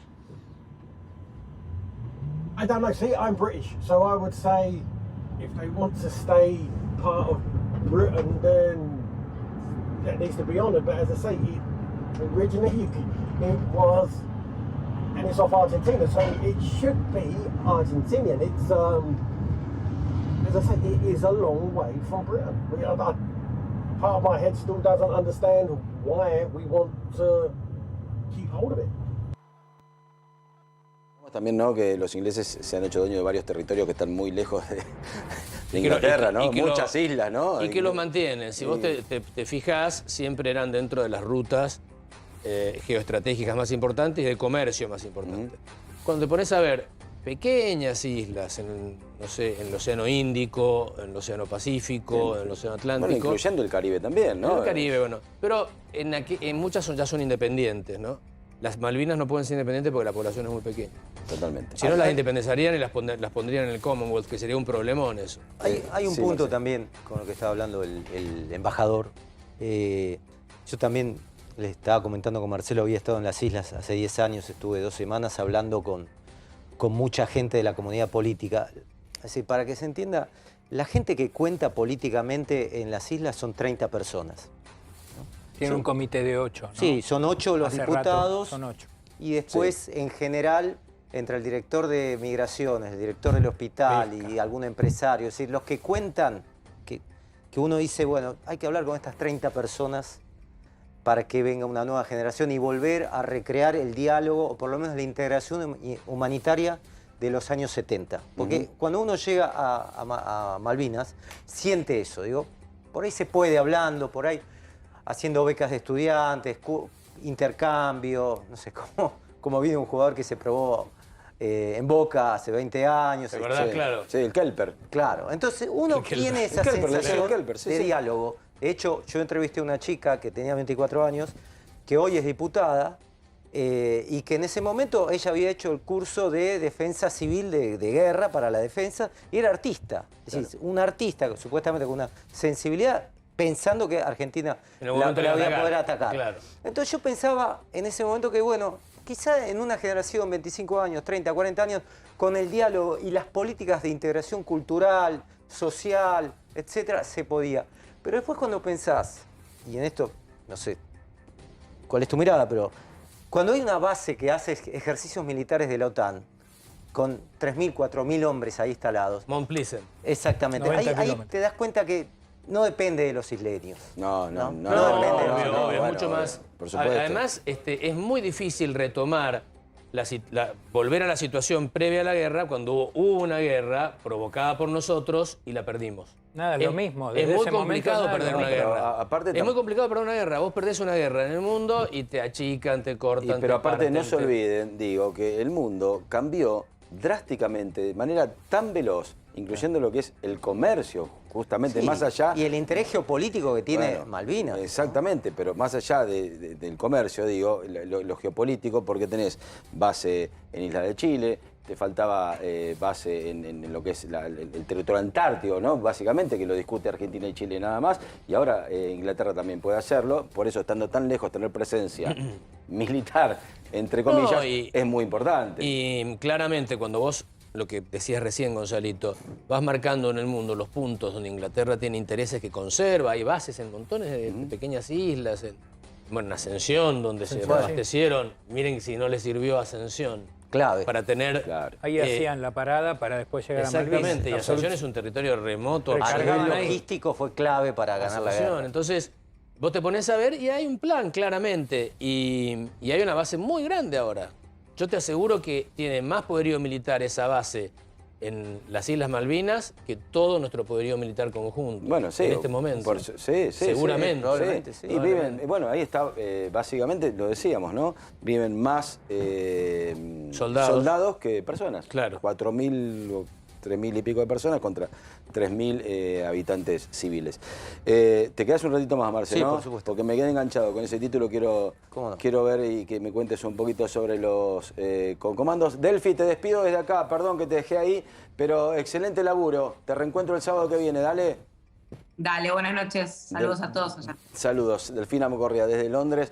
Mucho lujo nos vamos dando. Yo no sé si estoy sentado o parado, pero tengo muchas cosas en la cabeza y encima me hablan por acá. Me quiero meter... ¿Estás sentado? Sí, estoy sentado, ¿no? Sí. Con razón. La espalda no está bien, pero los zapatos sí. Me voy a meter con ustedes dos, ¿sí? Con la historia. Básicamente hemos entendido un poquito lo geopolítico, qué es lo que ha sucedido con la parte diplomática. Pero lo más duro, lo más triste, lo más difícil de poder sobrellevar es lo que ustedes han vivido básicamente ahí. Lili, te puedo decir Lili, ¿no? Sí, como dicen todos. Ok. Lili, vos fuiste enfermera, participaste de una evacuación aeromédica en Puerto Argentino. ¿Cómo fue esa evacuación? Bueno, empezamos ya de entrada con alerta roja en Comodoro Rivadavia, que después se comprobó que era una alerta falsa, no un simulacro, sino una alerta falsa que es diferente. Sí. Así que bueno, estábamos ya carreteando y tuvimos que bajar, estábamos arriba de los containers ya acostados. ¿Qué edad tenías, Lili? 25. ¿Habías estudiado enfermería? Sí, yo estudié enfermería y veterinaria, las dos carreras juntas. Y ingresé a Fuerza Aérea como enfermera. En el año 80 ingresé. ¿Por qué ingresaste? Había sido esas cosas accidentales de la vida. Yo quería ser guardaparque y fui a parques nacionales y no me aceptaron por ser mujer. Cuando venía en el bus para volver a mi casa muy enojada... ¿Dónde era tu casa? En Caballito. Ah, ok, en Buenos Aires. Yo venía, sí, yo venía de Retiro. Yeah. Y muy enojada, y veo unos afiches de Fuerza Aérea que decía que incorporaba personal militar femenino con grado militar, con profesión enfermería. Y yo dije, no me aceptaron en parques nacionales, voy a intentar en Fuerza Aérea. Y fuiste. Pero esas cosas, así. Y fui, di todos los exámenes de ingreso, que son muchos, porque hay que dar es decir, había que dar examen de aptitud física, después psicológica, todos los exámenes de conocimiento. Tuvimos como 4 meses dando exámenes. Y finalmente fuimos a la escuela, es decir, no entramos como entran los suboficiales. Entramos como suboficial, pero no como suboficiales. Está bien. Y después que entraste, digo, y te toca esto, ¿no? Sí. Una evacuación aeromédica. Sí. ¿Qué te imaginabas? En realidad... ¿Qué te imaginabas y qué pasó? Claro. Yo en realidad, yo había hecho evacuaciones aeromédicas, pero no en Hércules. Había hecho siempre evacuaciones aeromédicas de terapia intensiva, en el Merlin. Sí. Y bueno, todo diferente a lo que habíamos aprendido, porque evidentemente nosotros habíamos recibido instrucción de cómo se hace una evacuación aeromédica en caso de guerra. Sí. Los Hércules se acondicionan de determinada manera, con camillas, nada de eso se pudo hacer. ¿No había nada? Es que no se podía, porque nosotros en cada vuelo, los vuelos eran nocturnos siempre, ¿no? A ras del mar, con silencio de radio. Ido de las Malvinas a Comodoro Rivadavia, eso era. Desde Comodoro a Malvinas primero. Okay. Es decir, el vuelo era siempre nocturno, a ras del mar, con silencio de radio. Sí, para que no lo descubrieran los radares. Claro, pues ya había bloqueo marítimo y aéreo, así que era imprescindible. Y vos te encontrabas, ahí les decían a ustedes, porque ahí venía un Harrier, por ejemplo, ¿no? Sí. Un avión inglés. Había patrullas, había patrullaje de aviones justamente ingleses. Sí. Es decir, cuando nosotros volvimos nos persiguieron. ¿Los persiguieron? Sí, sí. Por eso tuvimos que cambiar la ruta y en vez de ir directamente a Comodoro, bajar por el sur y entrar a través de Chile. ¿Y vos sentías el miedo o era inconsciencia de patriotismo absoluto o ponías por sobre todas las cosas eso que habías estudiado, eso que te había dictado el corazón de ir a rescatar a hermanos argentinos? Lo que pasa es que hay dos momentos diferentes. Cuando vos estás en alerta roja y no estás trabajando, ahí es cuando tenés toda la angustia. ¿Por qué? Porque es como que te sentís indefensa. La primera alerta roja la tuvimos en Comodoro y ahí yo estaba realmente angustiada porque, claro, estábamos ahí esperando en el refugio. ¿Tuviste miedo a morir? Sí, evidente, en un momento sí. Pero cuando yo ya estaba con los pacientes, es tanta la adrenalina de tener que atender 30 pacientes todos juntos. ¿Qué tenían? ¿Qué atendiste? Siempre los pacientes en los vuelos vienen estabilizados, porque esa es la condición para hacer el vuelo. Pero se elige siempre los pacientes que necesitan atención prioritaria en un hospital de mayor complejidad. ¿Qué era? Generalmente son estallido de oído, por supuesto pie de trinchera y fracturas por esquirlas. Esos son los más frecuentes de todos. ¿Vos viviste eso, Marce? Yo volví en el Bahía Paraíso, que era un buque hospital que se hundió en el 89 en la Antártida, y volvíamos los más enfermos, después de estar 5 días prisioneros de los ingleses sin ingleses. ¿Cómo fue estar prisionero 5 días? Tenés una condición, hay una sola condición. Perdón, te puedo preguntar, no quiero, si vos decís no te quiero contestar, no es necesario tampoco que... Gonzalito, por ahí volvés a algo que no querés contar. No tengo preguntas prohibidas. Sí, si yo no lo viví o no lo sé, te voy a decir no lo sé. Pero viví 5 días, viví.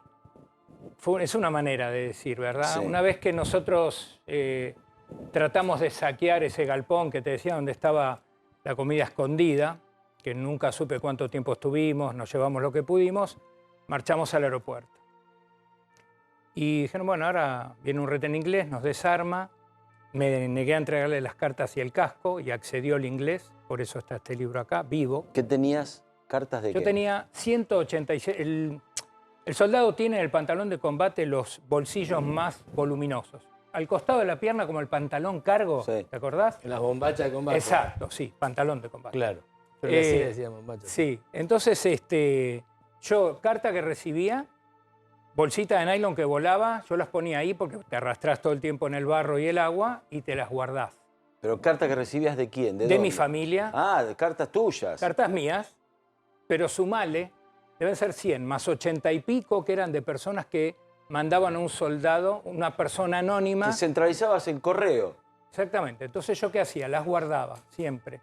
Cuando caemos prisioneros, con lo poquito que nos habíamos llevado de comida, me revisan, me niego a dárselas, el inglés hablaba mejor castellano que mi abuelo, me las pide y yo me negué y me las dejó. Lo mismo que el casco. Esas son las cartas que están publicadas Están en el libro, sí, exactamente. Ahora, cuando vamos al campo de prisioneros, vos tenés una sola condición. ¿Sabés qué tenés cuando estás prisionero? ¿Qué tenés? Nada. Nada. Nada. No hay agua, no hay comida, no hay abrigo, no hay carpa que alcance. Éramos 4, ¿te acordás?, en el pozo. Sí. Y se nos sumó Héctor Miño, que ya falleció, aquí en Buenos Aires, porque quedó solo, quedó como abandonado, como al costado. Y nosotros, ¿Dónde? ¿Y dónde? en el aeropuerto. Pero el aeropuerto no es aeroparque. El aeropuerto tenía una pequeña torre de control, que es como un chalet grande para que la gente se ubique, y el campo del aeropuerto es un campo totalmente inundado con los agujeros de las bombas, de donde nosotros, si esto sería fuera la Caramañola, la Cantimplora, Sí, normalmente. Sí. Marcelo, ¿cómo vamos con esto? Gonzalito, más fácil, más práctico. Sí. El soldado lleva, porque agua necesitas, el cuerpo necesita Sí. agua, una cantimplora, vamos a llamarla así, de metal fundido. ¿Eso no te lo sacaban? No, porque no sabíamos dónde íbamos a ir. Entonces, me dice, Marcelo, ¿cómo vamos a...? Mis compañeros me decían, ¿qué vamos a hacer? Teníamos una carpa que se arma entre 2 soldados, laterales, techo. Pero recordemos que Marcelo y los compañeros tenían 18 años, 19 años. 19, 18, sí, yo era el de 18. Los nenes. Entonces, un nene. Sí, No sé, sí. ¿eh? Ya habíamos pasado categoría hombre. Ahora bien. Pero vos querías, porque esos, yo calculo que debes haber crecido 10 años en 2 meses. Más. Ahora, básicamente. te termino esto porque La carpa, estás te contando. pinta, claro, la carpa no tiene un piso, no existe el piso, se perdió porque era un caos agarrar pedazos de carpa. En esa carpa era para 2 y éramos 5. Y me preguntan a mí los muchachos, mis hermanos de la guerra, pues nos llamamos hermanos, es esto. ¿Qué vamos a hacer? Fácil. Si entran 2, van a entrar 4. Somos 5. Ah, ok. Yo me voy a dar una vuelta y vuelvo. ¿Está? Se viene la noche, a las 4 de la tarde de noche, Gonzalito, es el... Vos viste Game of Thrones, que Sí. dice Winter is coming, ¿no? Sí. Viene el invierno. Sí, sí. Era el 14, ese día era del 14 para adelante, faltaba una semana para el invierno. Muy austral. A las el 4 día de la muy corto. tarde, oscuridad total. Yo me voy, yo no sé ni qué hora es, no hay sábado, no hay domingo en la guerra, no hay relojes. No existe. No hay nada. Entonces, pero estábamos nosotros, nos teníamos a nosotros y así consensuábamos. Yo me voy a dar vueltas. Di tantas vueltas, me alejé del campamento, se me vino la noche, vi caballos de colores, porque ya estaba alienado, no hay caballos de colores raros, y no sabía volver, y se puso oscuro. Y empecé a correr, con el barro hasta casi la rodilla. Claro. Yo pesaba en ese momento, me fui con 82, pesaba 66. Oh. Las manos y los pies congelados, ella habrá visto este fenómeno. Y a lo lejos veo una luz, yo no sé si giraba, ¿me entendés? Si daba vueltas. Y yo veo una luz y vuelvo corriendo y llorando, por supuesto, y gritando. Y para que sea la escena todavía un poco más trágica, llego a la carpa, abro, están los 4 cantando una canción de León Gieco que se llama La Navidad de Luis. Sí, claro. Más triste imposible. Sí. Un espanto la exploración que fui a hacer, haciéndome el canchero, haciéndome el líder. ¿Para explorar qué? Para que se me pase el tiempo. Para pensar en otra cosa. Para caminar y entrar en calor. porque tenías bajo cero. Y esto que yo mostraba, como si fuera la cantimplora, ¿cómo vamos a sobrevivir? Racionemos todo lo que juntamos en ese galpón. Racionar es el último recurso. Racionar. Pero a nadie, todo soldado de Malvinas, cualquier veterano te va a decir que todos éramos uno, solidarios. Esto se reparte en partes iguales y a nadie se le va a ocurrir llevarse una parte grande. ¿Cómo hacemos con el agua? Fundamental para sobrevivir. ¿Cómo hacen? ¿Dónde la sacaban? Marcelo, ¿qué hacemos? Dame la caramañola. Adentro de los agujeros, de las bombas de los ingleses del 1 de mayo, los cráteres. Está sacando barro con agua, ¿ok? Sí. No hay filtro. No. Entonces, ¿qué hago? Llego y yo me había llevado de ese primer piso, en ese caos del día de la rendición, una bolsa de pastillas de alcohol para calentar raciones. Eso te da luz y calor justamente en ese momento y ese lugar. La apoyás con un aro de chapa, con agujeros para que entre oxígeno, las prendés, siempre un fósforo vas a encontrar, y pongo a calentar la caramañola. Uno de los 4 agarra su jarro de metal y hace esto. Y estás viendo agua con barro. ¿Para qué la pasás? Tomala directamente. Y así nos salvamos.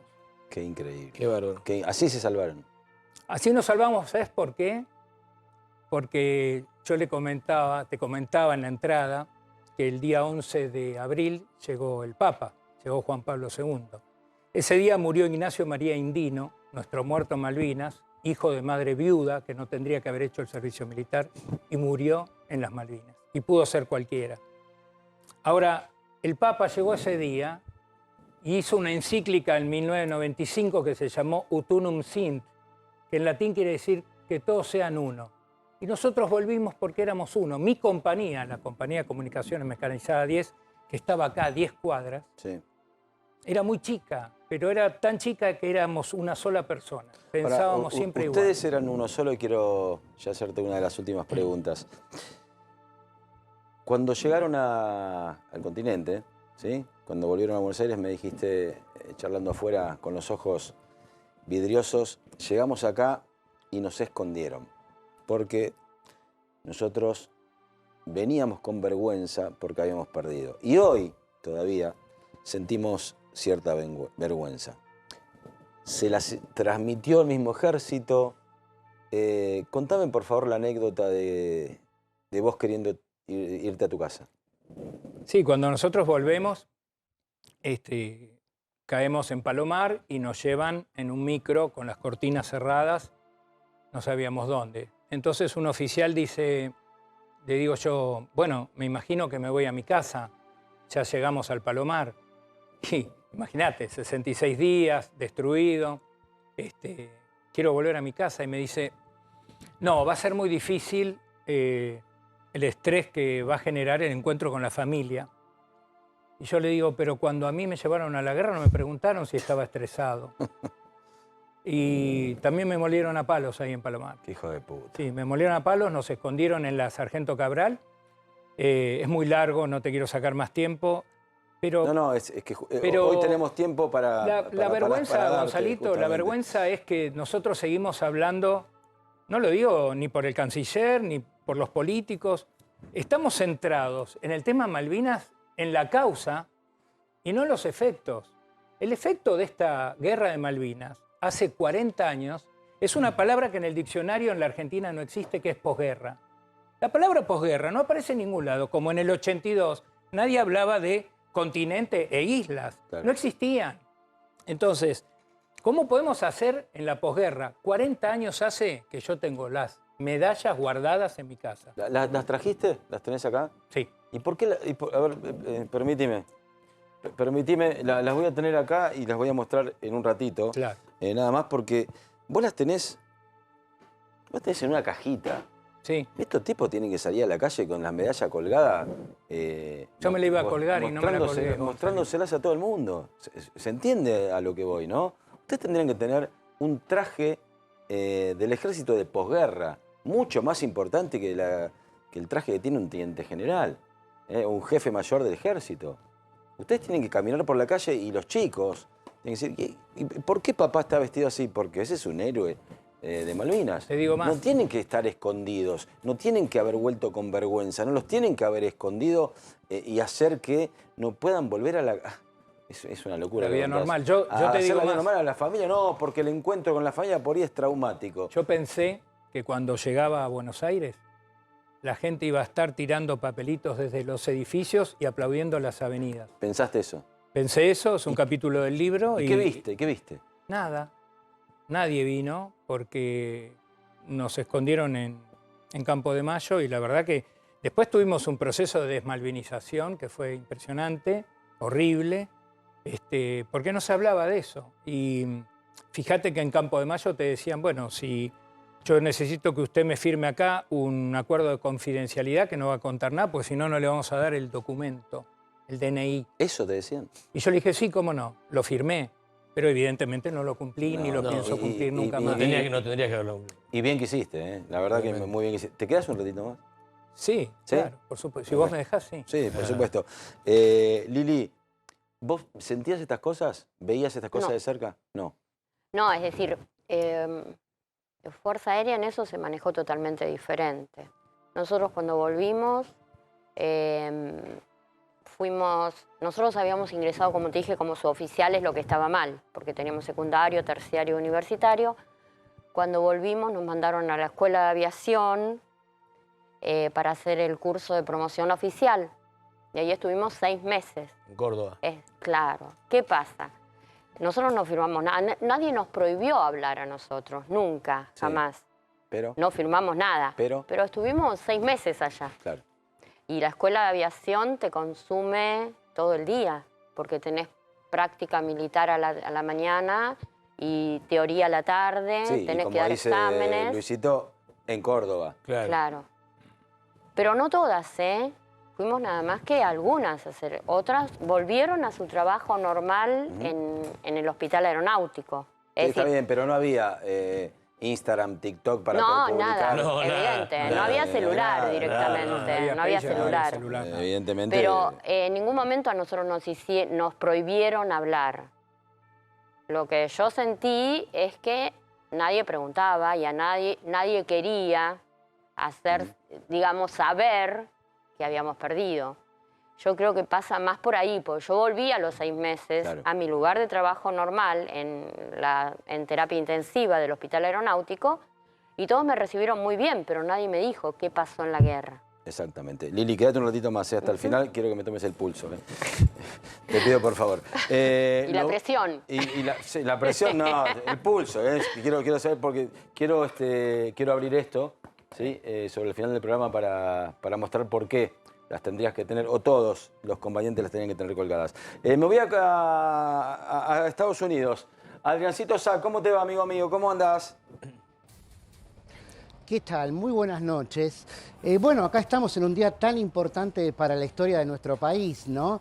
Y sin embargo, vos contrasta con la indiferencia de la gente de aquí, en Estados Unidos, que ni saben dónde están las Malvinas, mucho menos se van a acordar de lo que pasó hace 40 años, pero sin embargo, todavía resuenan los ecos de la desclasificación permanente de los archivos de la Central de Inteligencia de aquí de los Estados Unidos, que bueno, como sabemos, este país apoyó a través de su entonces presidente Ronald Reagan, le dio prioridad al Reino Unido, a la OTAN, digamos, aunque nosotros no estemos en el Atlántico Norte, ¿no? En Argentina, que al TIAR, al Tratado Interamericano de Asistencia Recíproca, que es una especie de OTAN que supuestamente da cuentas, obliga a los países que forman parte del tratado a defender todos como si fueran uno, como escuchaba recién que pasaba con los combatientes, a cualquier país americano que esté bajo amenaza. Bueno, la interpretación de Estados Unidos fue que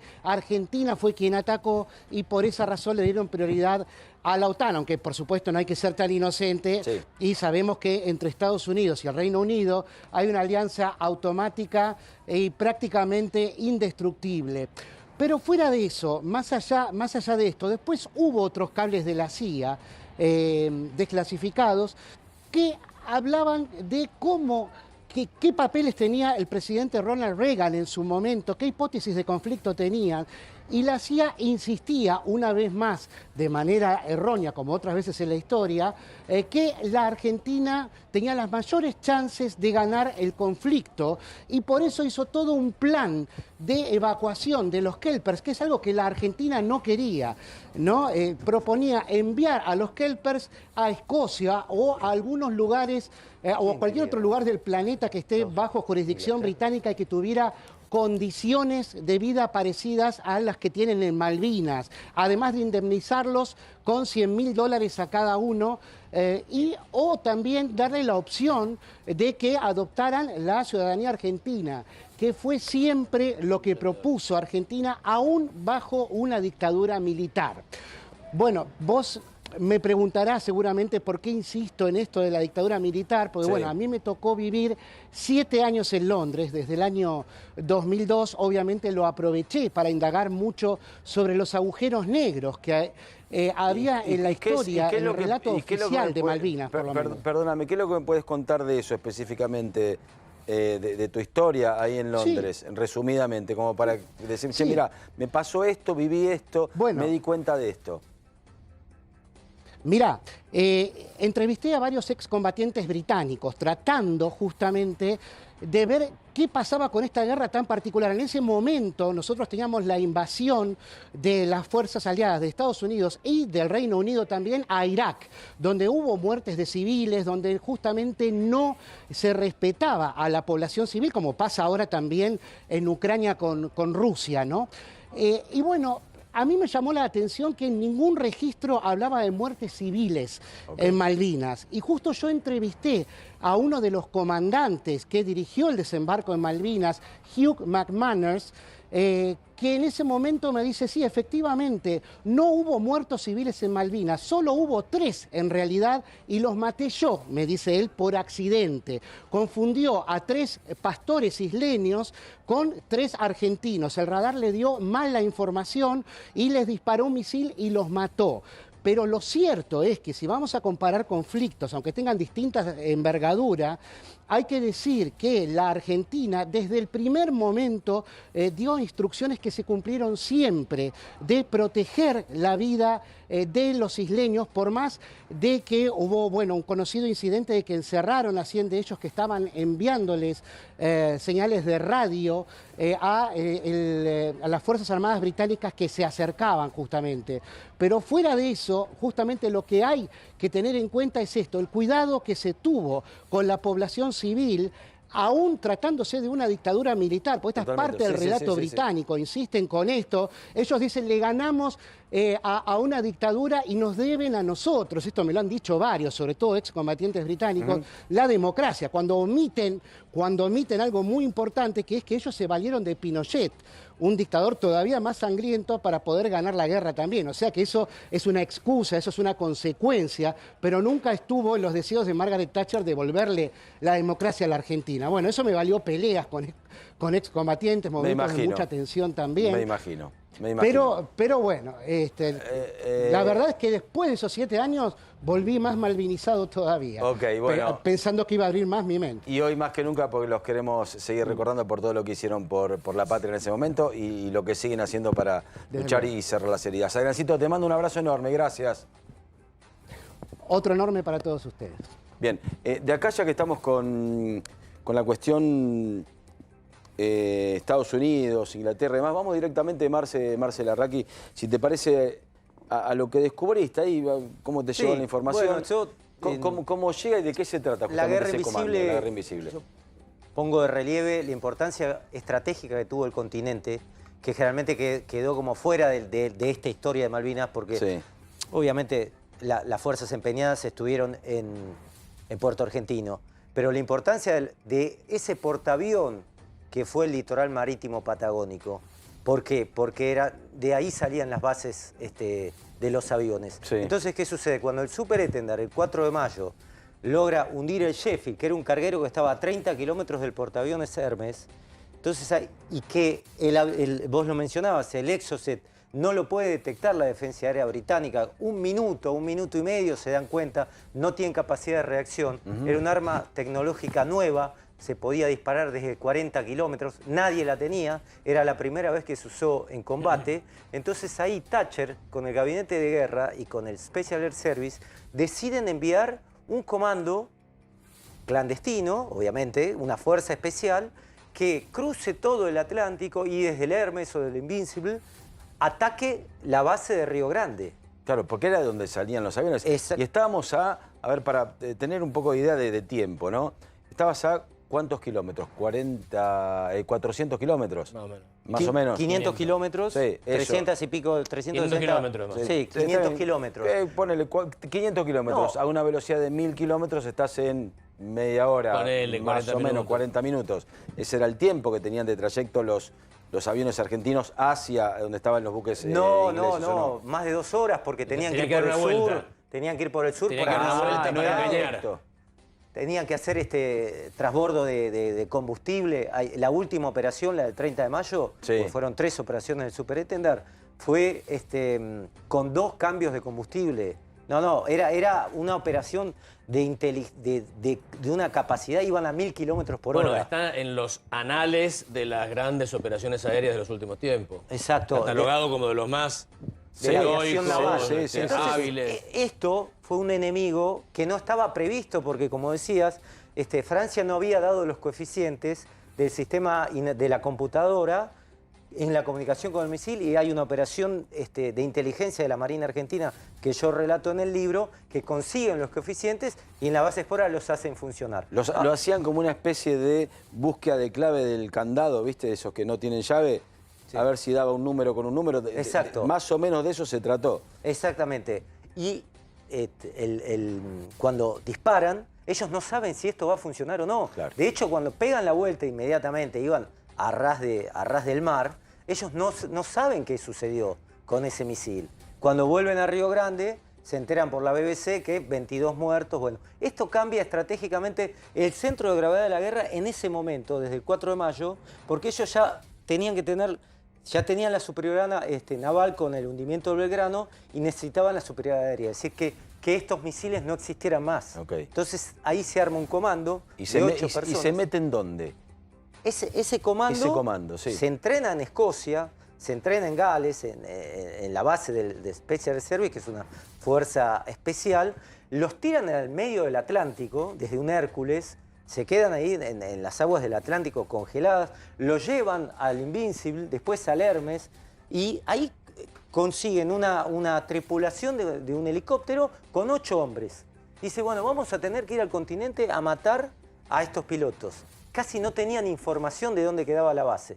Y en un vuelo de 4 horas, que llegan a aterrizar en Tierra del Fuego, hay una discusión interna ahí que yo relato dentro del helicóptero, pero no sabían dónde estaban parados, sabían que había una ruta 3, se sintieron iluminados, y los detecta 2 destructores que estaban custodiando la costa, el Piedrabuena y el Luyar, creo, en ese momento. Y entonces ahí se sienten amenazados y van hasta la frontera con Chile, que es ahí nomás, en Tierra del Fuego. Y ahí, ¿qué hace? Los 8 hombres se quedan dando vueltas con la frontera para tratar de entrar que es una estancia de distancia. No hay aduana. Un alambrado. Es un alambrado, ni alambrado. Hay una estancia ahí que la cruzabas. Y el otro helicóptero, lo que hacen ellos después de esperar 10 días de que este grupo intentara penetrar, lo que hacen lo incendian.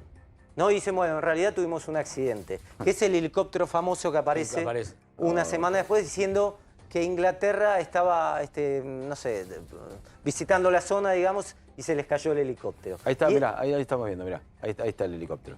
Ese es el helicóptero. Bueno, ese helicóptero dejó 8 hombres dando vueltas en Tierra del Fuego, entre la Argentina y Chile, tratando de atacar a la base. Yo cuento toda esta historia con mucho detalle porque pude comunicarme con un amigo del capitán Andy Legg, que es el jefe de esta operación, era un capitán máster en matemática, 28 años, que justamente cuando él subasta las medallas, dolorido también, por toda a él lo expulsan del ejército. Directamente por no haber cumplido la misión, él cuenta esta historia en un libro bajo otro nombre que salió hace muy poco, y yo doy con esta historia y es la historia que relato en La Guerra Perfecto. Invisible. ¿Cómo se llama el libro, Marce? La Guerra Invisible. Bien, hoy me pensaba acostar temprano, pero no voy a poder. Lo vas a leer. Ya me quedo enganchado y no puedo con mi genio. El maestro Fabio Santana, ¿sí? Algunos lo conocen porque fue el que cantó el himno, ¿no? Contra Venezuela. Y ¿sí? contra Colombia. Y contra Colombia también. Un ex combatiente de Malvinas. ¿Dónde estuviste? Gracias por venir, de verdad. Otro, mira, que no tiene colgada la medalla, lo conocemos por el fútbol, ¿viste? Esta cosa loca, y repito, ¿no? El fútbol siempre se engancha, ¿no? Con lo político, el fútbol siempre está ahí metido en el medio. ¿Cómo llegás a zafar, ¿no? De las secuelas de la guerra y hoy, nada, ser cantante, poder tener una vida dentro de todo normal? Te lo resumo y lo atomizo en 4 décadas. Me fui a Malvinas para defender la patria, orgullosamente, en el ejército de San Martín, por la bandera de Belgrano. Sufrí la derrota y volví y, como bien dice el compañero, nos escondieron bajo la alfombra. Y como muchos de nosotros, me llamé a silencio. Durante 15 años dejé de cantar. Ya tenía una incipiente carrera de cantante profesional y dejé de cantar. ¿Cuándo te fuiste? Cuando me fui. También cantaba para mis compañeros en las islas hasta el 1 de mayo, el primer ataque inglés. ¿Qué que cantabas? podíamos hacer algún fogón. ¿Qué cantabas ahí? Y alguna que sepamos todos, había una viola y... Se cantaba, está muy bien lo que dice Fabio. Sí, ¿no? Y tocábamos, o sea, tocaba la guitarra y cantábamos algunas zambas o y algo de rock nacional, porque en ese tiempo ya era incipiente el rock nacional. Sí, y bueno, era para Charlie, alegrar la tropa. Mucho, claro, empezaba a ser pero bueno, todavía estaba Charlie, Pedro y Pablo. y Morris. La marcha de la bronca. La marcha de la bronca. Y bueno, y tenía una incipiente carrera y después fui a Malvinas.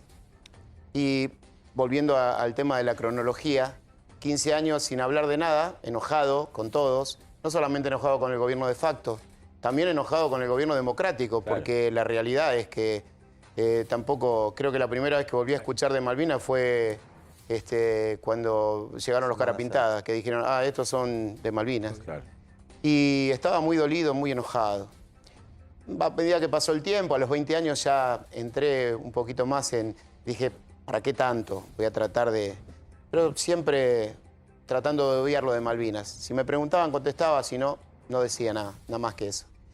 A los 30 ya la cosa se fue arreglando. Y en mi caso particular, siempre hablo de lo particular porque las generalidades se pierde lo particular. Sí, sí. Tuve la oportunidad de cantar en un programa muy famoso en ese momento, que se llamaba Soñando por Cantar, y 2 años y medio en exposición. Y me di cuenta que cantando podía malvinizar.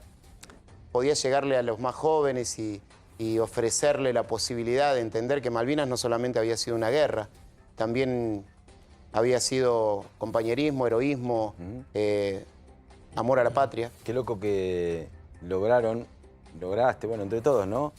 Armar un verbo nuevo, ¿no? Que era malvinizar. Sí. Es increíble, ¿no? Es loquísimo. Es increíble, la verdad que a mí me pega de manera muy profunda porque los veo, los siento y no lo cuentan de manera anecdótica solamente, sino que también desde el corazón. Sí, aparte sentía, y a los 40 ya, a los 40 años hoy, tengo una visión seguramente muy particular, que es que Malvinas también fue una historia de amor. ¿Por qué? Y porque fue amor a la patria, amor al tipo que de al lado que te iba a salvar la vida. En Malvinas aprendí o sentí qué sociedad quería encontrar.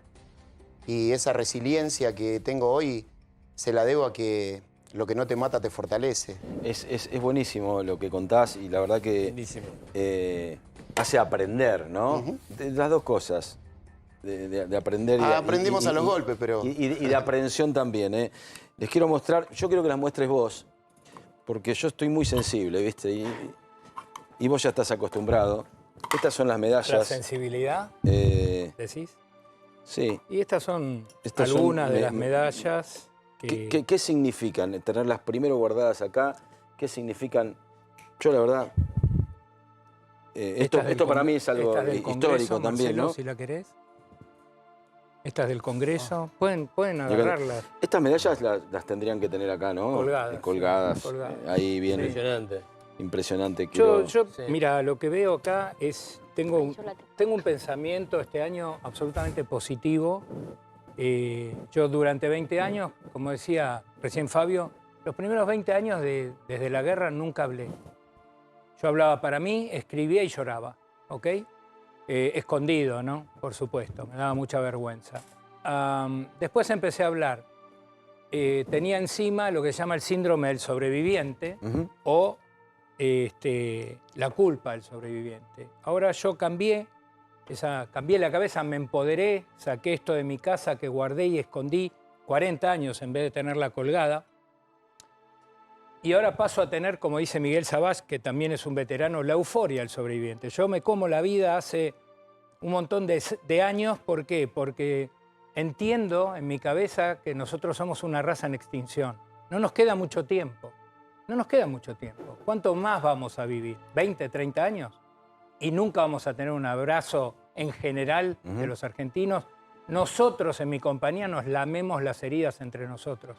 Somos una unidad. Se lamen las heridas entre ustedes. Y si vos me dejás, Gonzalito, quiero leer una caricia. 30 segundos. Tengo 30 segundos, léeme eso. Te voy a para spoilear finalizar, el final de mi libro. Porque a pesar de todo, esto es televisión, ¿no? Ya lo sé. Y se termina. Es un minuto. Mientras, gracias Lili, gracias Marce, gracias Profe Rosales, gracias de verdad Santana por haber venido. Y nos vamos a retirar con eso, ¿sí? Por favor. Se llama el capítulo el Si último. Me sensibilizo y lloro, nos sacan automáticamente del aire. Exactamente, lo hago por vos. Es linda forma para cerrar este programa y gracias de verdad por lo que hicieron y por lo que hacen. A vos. Este capítulo se llama Desde el alma. Tuve suerte, mucha suerte. Constantemente pienso en el momento en que me convertí en prisionero de guerra y me negué a entregar mi casco y sobre todo las cartas. Son fundamentales para relatar mi experiencia en la guerra y hoy, después de 25 años, cuando salió este libro, puedo cambiar mi propia historia. Al compartirlas me alivio y me libero contando todo lo que pasé. Al igual que la niebla en Malvinas, la muerte quiso envolvernos, atraparnos. Con algunos pudo, a otros solo nos rozó, como a Fabio y a mí.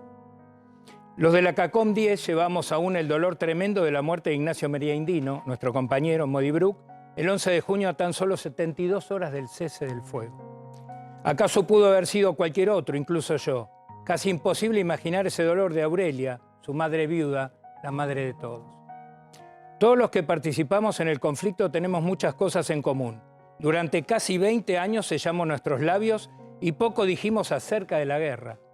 Llevamos el frío de Malvinas en nuestras miradas, muchas veces perdidas, cuando nos asaltan los fantasmas. En nuestros ojos quedaron las huellas del miedo, el hambre y la angustia. Recuperarse del tremendo dolor es nuestra obligación.